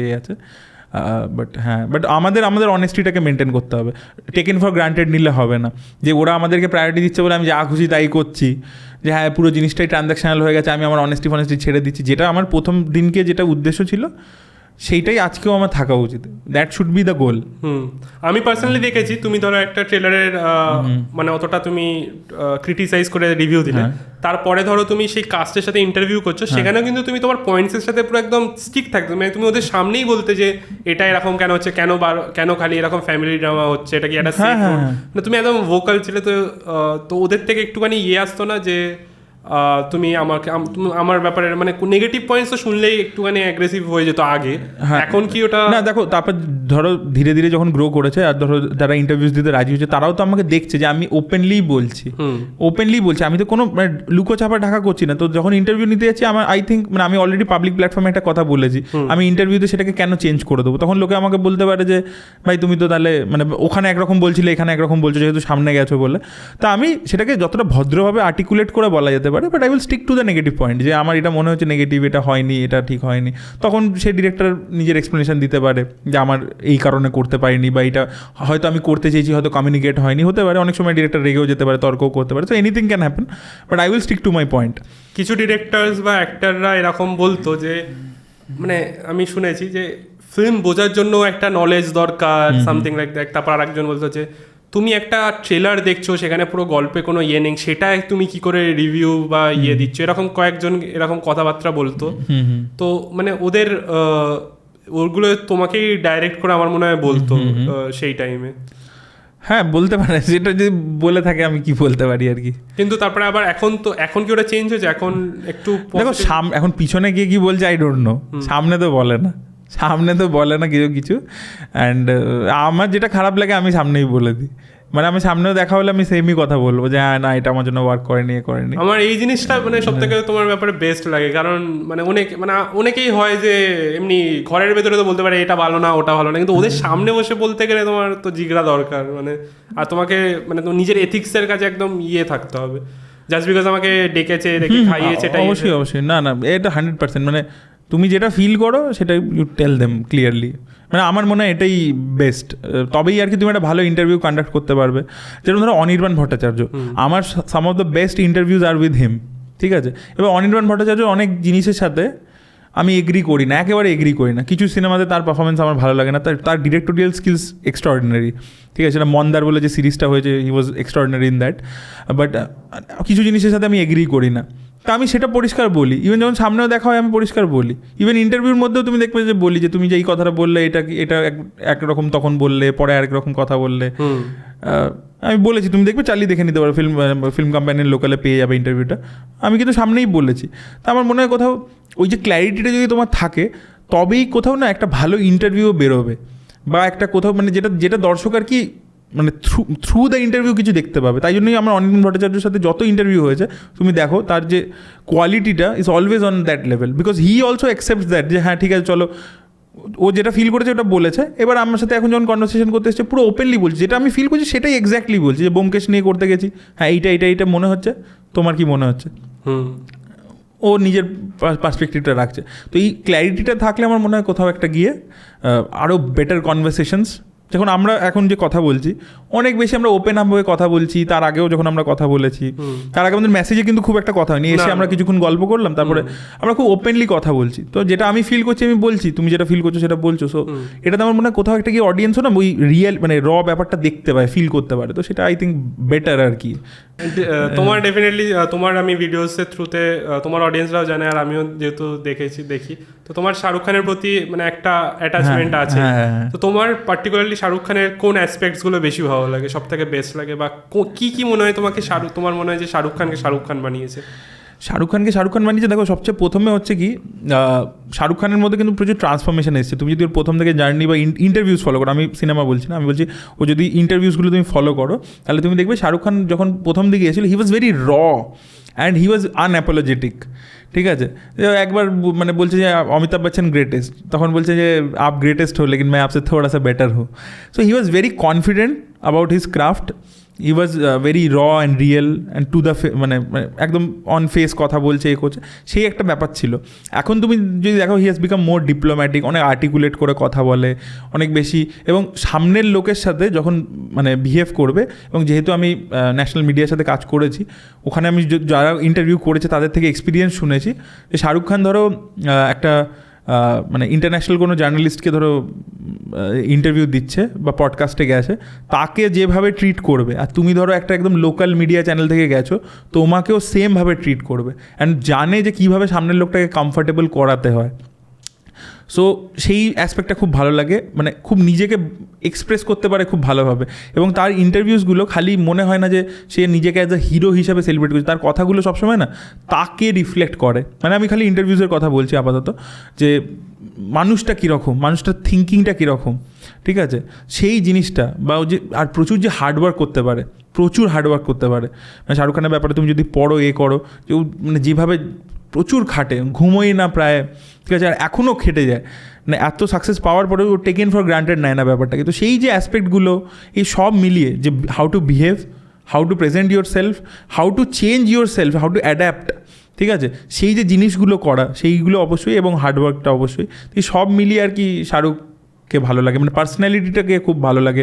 এবং যে একটা যে মানে হারবো না, এই যে জেদ, কারণ because he came from such a background, মানে ওর কোনো ফিল্ম ইন্ডাস্ট্রিতে কোনো কানেকশান নেই, সেখান থেকেও যে না আই এম দ্য বেস্ট, এই যে বিলিফটা নিজের ওপর যে আমি করতে পারবো, আমি পৌঁছাতে পারবো, এই মানে শাহরুখ খানের জার্নিটা আমাদের প্রচুর লোককে না এটা ইন্সপায়ার করে, যে ভাই শাহরুখ যদি করতে পারে তাহলে আমিও পারবো। তো এরকম আমাকে অনেক লোকের জার্নি ইন্সপায়ার করে, অনুরাগ কাশ্যপের জার্নিও খুব ইন্সপায়ার করে। কিন্তু অনুরাগ কাশ্যপের তুমি নিজের ইন্টারভিউ দেখবে, সে বলবে যে শাহরুখ যেহেতু তখন দিল্লি থেকে এসে এখানে স্টার হতে পেরেছিল, তাকে দেখা দেখি আমরা অনেকে এসেছি, যারা ডিরেক্টরসও হয়েছে, ধরো ইমতিয়াজ আলী, অনুরাগ কাশ্যপ, তারাও কিন্তু শাহরুখকে দেখে ইন্সপায়ার হয়েছে, যে হ্যাঁ চলো আমরাও তাহলে দিল্লি থেকে বম্বে গেলে কিছু করতে পারবো, কারণ ও যদি গিয়ে করতে পেরেছে। সো এই যে একটা মানে যে আমি শেষ এই অবধি লড়ে যাবো, আমার কাছে কিছু নেই হয়তো, but I will still fight, I will give my best, and নিজের ওপরেই যে বিলিফটা রাখা যায় আই এম দ্য বেস্ট, তো সেইটা আমার মনে হয় কত শাহরুখ খানের একটা স্ট্যান্ড আউট কোয়ালিটি, যেটা আমিও নিজেকে বিলিভ করি আই এম দ্য বেস্ট।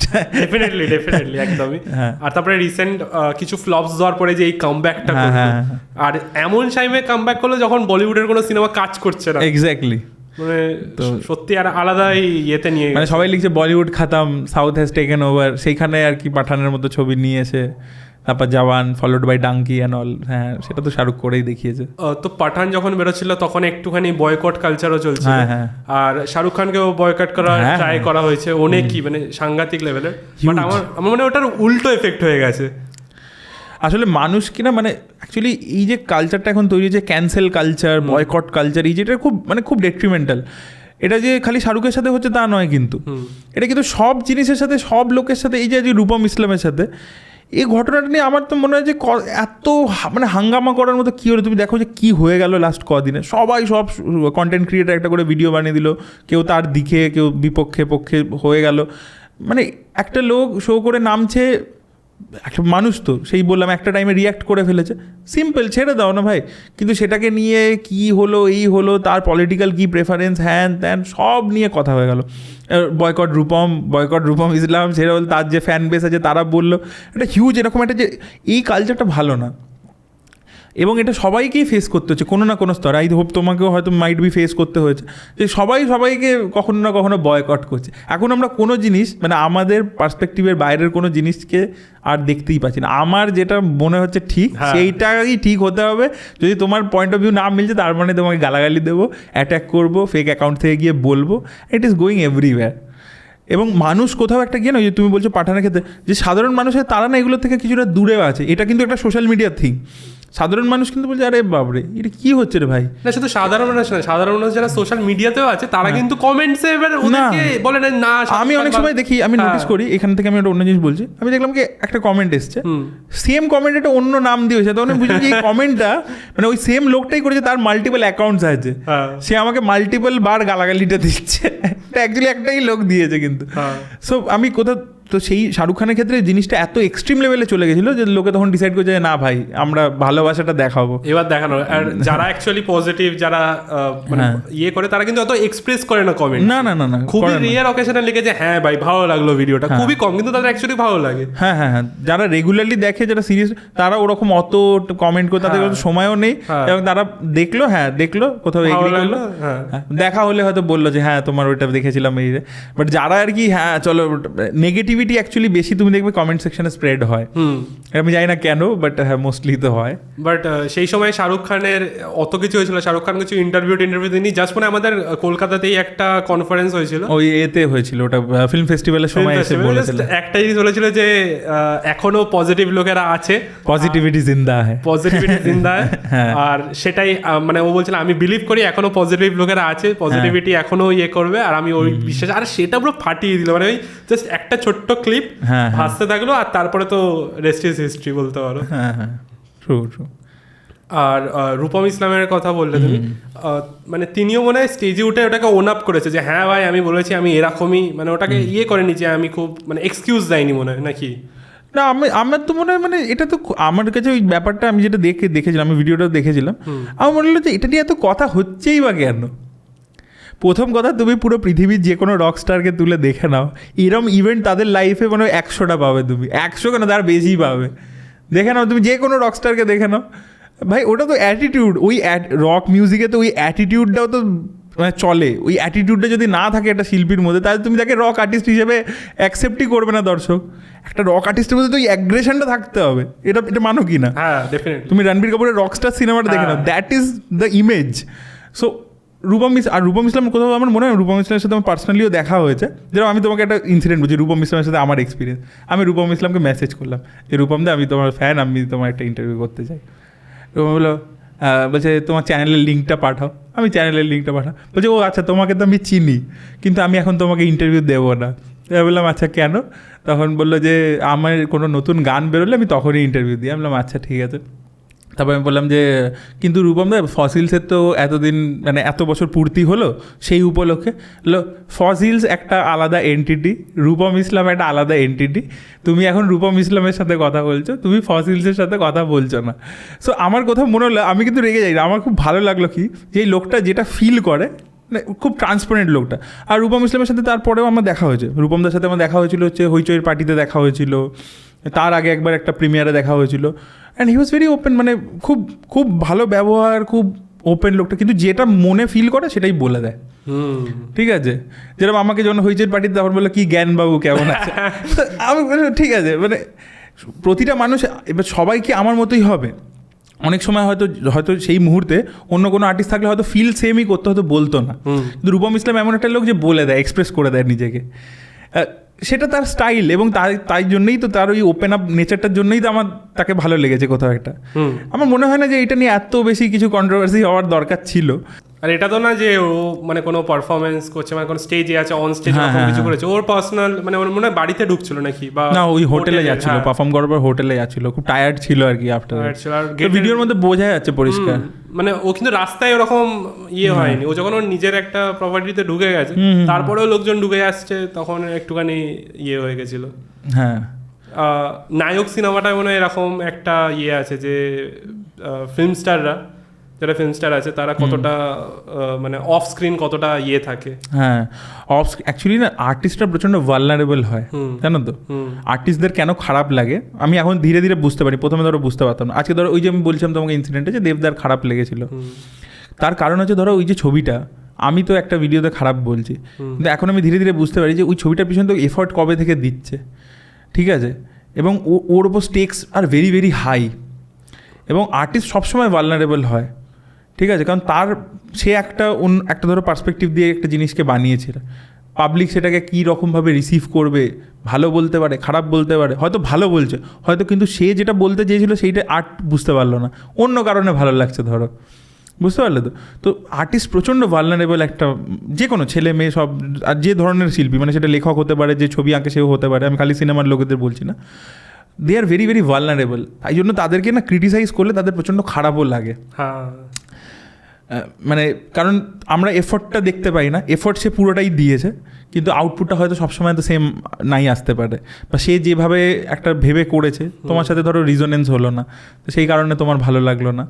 তারা তো জেনে বুঝে করছে না যে ভাই অনেক কটা হিট দিয়ে দিলাম, এবার এই সিনেমাটা একটু ফ্লপ সিনেমা, মানে ওরকম তো কিছু করে না। সে ধরো মানে চ্যালেঞ্জে যতটা এফোর্ট দিয়েছিল তার থেকে হয়তো 4 গুণ বেশি এফোর্ট হয়তো বাঘাযতীনের দিয়েছে, বাট তোমার হয়তো কোনো কারণে ভালো লাগেনি, বাট এফোর্ট তো সে হয়তো কোনো খামতি রাখছে না।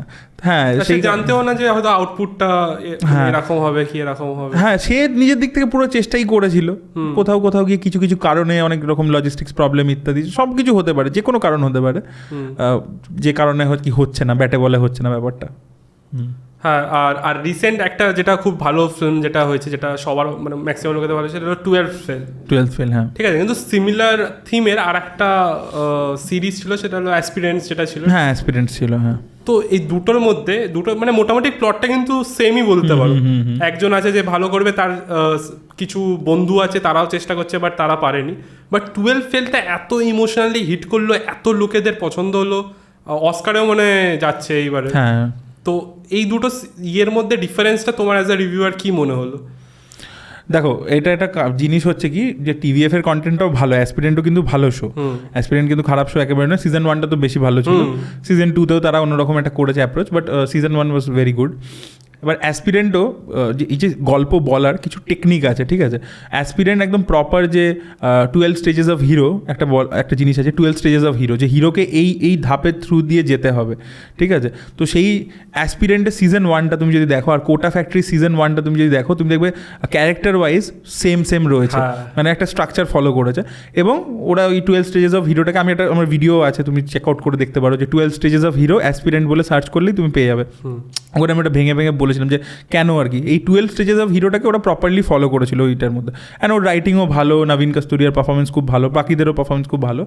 কিন্তু যেটা হয় যে বিদু বিনোদ চোপড়া প্রচণ্ড বেশি এক্সপিরিয়েন্সড একজন ফিল্ম মেকার, বুঝতে পারলে তো, প্রচণ্ড এক্সপিরিয়েন্স, মানে ওনার অনেক বয়স, তার সাথে উনি একটা FTI থেকে মতো জায়গা থেকে পড়েছেন, পুনে ফিল্ম স্কুল থেকে পড়েছেন উনি।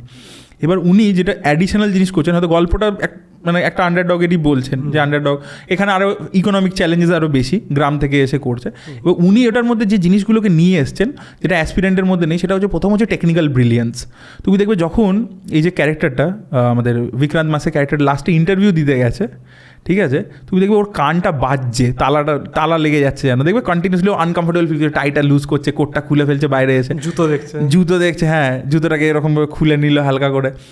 ওই জায়গায় তুমি সাউন্ড ডিজাইনগুলো দেখো, ওগুলো কিন্তু তোমাকে ইমোশনালি ইম্প্যাক্ট করছে। তুমি হয়তো কনসিয়াসলি মানে মন দিচ্ছ না, বাট ওটা কিন্তু তোমাকে একটা ও যে আনকমফোর্টেবলটা ফিল করছে মনোজের ক্যারেক্টারটা, সেটা কিন্তু তুমিও ফিল করছো। তো ওই টেকনিক্যাল জিনিসপত্রগুলো ওখানে প্রচুর রয়েছে, বুঝতে পারলে তো, যেটা আরও স্টোরি টেলিংটাকে এনহ্যান্স করছে। আমি যেটা আগে কি বলছিলাম যে ক্যামেরা এডিট সব কিছুই তো ইনসিঙ্কে চলে, তো সেইটার দিক থেকে তুমি দেখবে TVF এর কন্টেন্টটার থেকে এর ক্যামেরা ওয়ার্ক বলো, সাউন্ড ডিজাইন বলো, সেগুলো আরও বেশি পিচ পারফেক্ট। তারপরে কি হচ্ছে যে অ্যাসপিরেন্টে ফ্যামিলির দিকটা আমরা দেখতে পাই না। অভিলাষ নাম ছিল তো ক্যারেক্টারটা, অভিলাষের ফ্যামিলির দিকটা আমরা দেখতে পাই না, বন্ধুদের মধ্যেই ওখানে কি ফেস করছে।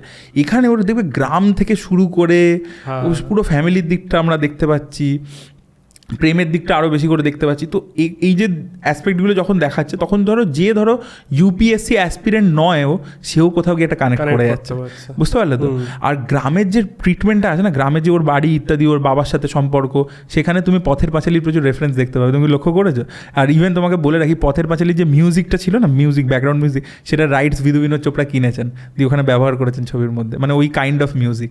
তুমি আরেকবার ছবিটা দেখো আর পথের পাঁচালীর মিউজিক দেখো, যে থিম মিউজিকটা আছে না পথের পাঁচালীর, রবিশঙ্করের বানানো, সেইটাকেই উনি কাইন্ড অফ রিক্রিয়েট করে ব্যবহার করেছেন। তাই জন্য ওর যে গ্রামের পোর্শনগুলো আছে, ওগুলো পুরো একদম পথের পাঁচালী, অপরাজিতর মতো ফিল হয়, সত্যজিৎ রায়ের ওইটা। এবার ওটা উনি কেন করতে পারছেন, উনি ওইটা জানেন, উনি তো ওই সময় ফিল্ম স্কুলে পড়েছেন, উনি ঋত্বিক ঘটকের স্টুডেন্ট ছিলেন, Vidhu Vinod Chopra. So he knows that যে হাউ টু ডু দ্যাট, বুঝতে পারলে তো, এক একটা ছোটো ছোটো ইমোশনকে কীভাবে আরও এনহ্যান্স করবো, কীভাবে করবো।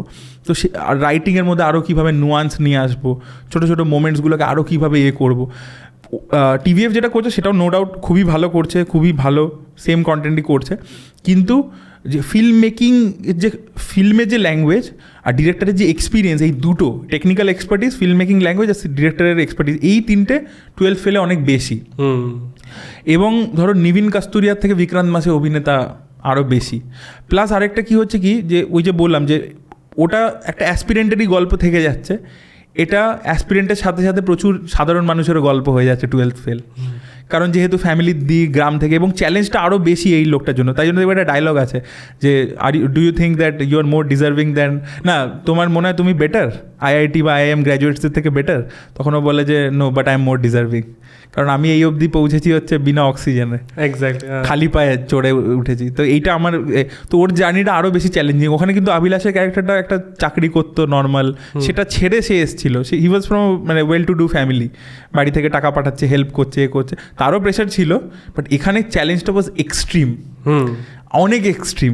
বাড়িতে গিয়ে টাকা পাচ্ছে না, কিছু পাচ্ছে না, শহরে এসছে, ব্যাগ হারিয়ে গেছে, তো কোথাও গিয়ে না আরও মানে গ্রাউন্ড লেভেল অবধি লোকে কানেক্ট করতে পারছে, কারণ ওটা বহু মানুষের গল্প, বুঝতে পারো। যখন আর কি ব্যাপারটা খালি গল্প থেকে বেরিয়ে তোমার নিজের গল্প হয়ে যায়, সেই কানেকশনটা তখনই সেই ধরনের ছবি মানে ওই লেভেলে ওয়ার্ক করে, যেটা আর কি ধরো 3 Idiots করতে পেরেছিল। যে 3 Idiots খালি ইঞ্জিনিয়ারিং কলেজের গল্প থাকছে না, ওটা একটা টাইমের পরে এমন একটা হয়ে যাচ্ছে যে আমার কেরিয়ারে কোনটা করতে চাই, ওই যে কাবিল বানো কাবিল কামিয়াবি ঝাকমারকে আয়েগি, মানে যে ফলো ইউর প্যাশন, ওই যে কথাটা বলছে, ওই মেসেজটা কিন্তু ইঞ্জিনিয়ারিংয়ের ক্ষেত্রেও হতে পারে, ওটা যে কোনো ডাক্তারির ক্ষেত্রে হতে পারে, যে ইউনিভার্সাল অ্যাপিল আছে, তখনই আর কি ছবিগুলো ওরকম গ্রেট হয়ে যায় আর কি। ডেফিনেটলি আমরা শুরু করেছিলাম কথা বলা, তোমার তো ক্যামেরাই হ্যালো, হ্যাঁ আমরা শুরু করেছিলাম কথা বলা যে আমাদের বাংলা সিনেমা নিয়ে, আর এখন কারেন্ট লেটেস্ট ফিল্মে আমরা আমাদের বাংলা সিনেমার একটা ছাপ পেয়েছি পথের পাঁচালী যেতে। ডেফিনেটলি আমরা বাংলা সিনেমা আরও আশাবাদী যে আরও ভালো হবে, ডেফিনেটলি ভালো করবে। তার সাথে তুমি অ্যাজ আ স্ক্রিপ্ট রাইটারও তুমি খুব শিগগিরই তোমার কিছু কাজ আসতে চলেছে, তো সেটার ব্যাপারে বলেই আজকে আমরা শেষ করবো। আর ডেফিনেটলি তো তোমার কি কি কাজ আসতে চলেছে? আমার অ্যাকচুয়ালি এই মুহূর্তে দুটো ফিল্ম মানে আমি স্ক্রিপ্ট লিখেছি। একটা হচ্ছে দাবারু বলে একটি ছবি, যেটা উইন্ডোজ প্রোডাকশনে, শিবপ্রসাদ নন্দিতা রায়ের ছবি, মানে ওনাদের প্রোডাকশনের ছবি, প্রতিকৃত বসু ডিরেক্ট করেছে। That is my first film, feature ফিল্মের মানে স্ক্রিপ্ট লিখেছি আমি, স্ক্রিন প্লে লিখেছি। আর দ্বিতীয় যে ছবিটা আসছে সেটার নাম হচ্ছে শাস্ত্রী বলে। মিঠুন চক্রবর্তী রয়েছেন, দেবশ্রী রায় রয়েছেন, অনেক বছর পরে তারা কোলাবোরেট করছে। এছাড়া সোহম চক্রবর্তী রয়েছে, অনির্বাণ চক্রবর্তী রয়েছে, রজতব দত্ত রয়েছে, হিউজ স্টারকাস্ট। ওটা এখন অবধি যা কথা আছে পুজো 2024-এই বেরোনোর কথা। আগে দ্যাট ইজ মানে একটু ফ্যান্টাসি লেভেলে গল্পটা আর কি, ফ্যান্টাসি কমেডি ড্রামা, আচ্ছা প্লাস তার মধ্যে একটা খুব ভালো মেসেজ দেওয়ার আমরা চেষ্টা করেছি। তো সেই ছবিটা একটা আছে যেটা সেকেন্ড আমার ছবি। তো এই দুটো ছবি আছে। Dabaru is a sports film, real life একটা মানে ঘটনা, একজন একটা ক্যারেক্টার সূর্যশেখর গাঙ্গুলি, ওনার লাইফের থেকে ইন্সপায়ার্ড হয়ে ওটা আমরা বলার চেষ্টা করছি। এটা first chess film in India.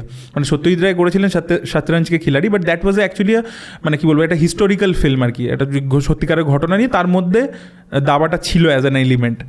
বা ওয়াজির হয়েছে, ওয়াজির ওয়াজ এ থ্রিলার ফিল্ম, বাট তার মধ্যে একটা এলিমেন্ট ছিল দাবা। এটা হচ্ছে পুরোটাই দাবাকে নিয়ে, যে দাবা কী হয়, দাবার সাথে রিয়েল লাইফের কানেকশন, কী করে সূর্যশেখর গাঙ্গুলি আগেন একটা আন্ডারডগ নর্থ কলকাতার একটা গলি থেকে উঠে গ্র্যান্ড মাস্টার কী করে হয়েছিল, সেই গল্পটাই আমরা বলার চেষ্টা করেছি ওটার মধ্যে। ওটা খুব হয়তো মাইট বি মার্চ বা এপ্রিলে রিলিজ করবে একদম, ডেফিনেটলি আমরা দেখবো। আর থ্যাংক ইউ অরিত্রদা আসার জন্য, আমি খুবই অ্যাডমায়ার করি, তুমি জানো সেটা, আর আমি বলবো না।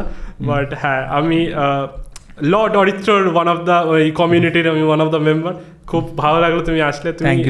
Thank you so much Ritwik, and তোমার পডকাস্ট খুব ভালো হচ্ছে, আমি দেখি তোমার আগের ভিডিও দেখেছি, মানে খুব ভালো হচ্ছে। All the best, keep it up, খুব ভালো লাগলো কথা বলে। একদম, থ্যাংক ইউ, চলো টাটা, থ্যাংক ইউ আসার জন্য, হ্যান্ডশেক, চলো বাই, টাটা, টাটা। মাঝে মাঝে পাবো দেখা পায়।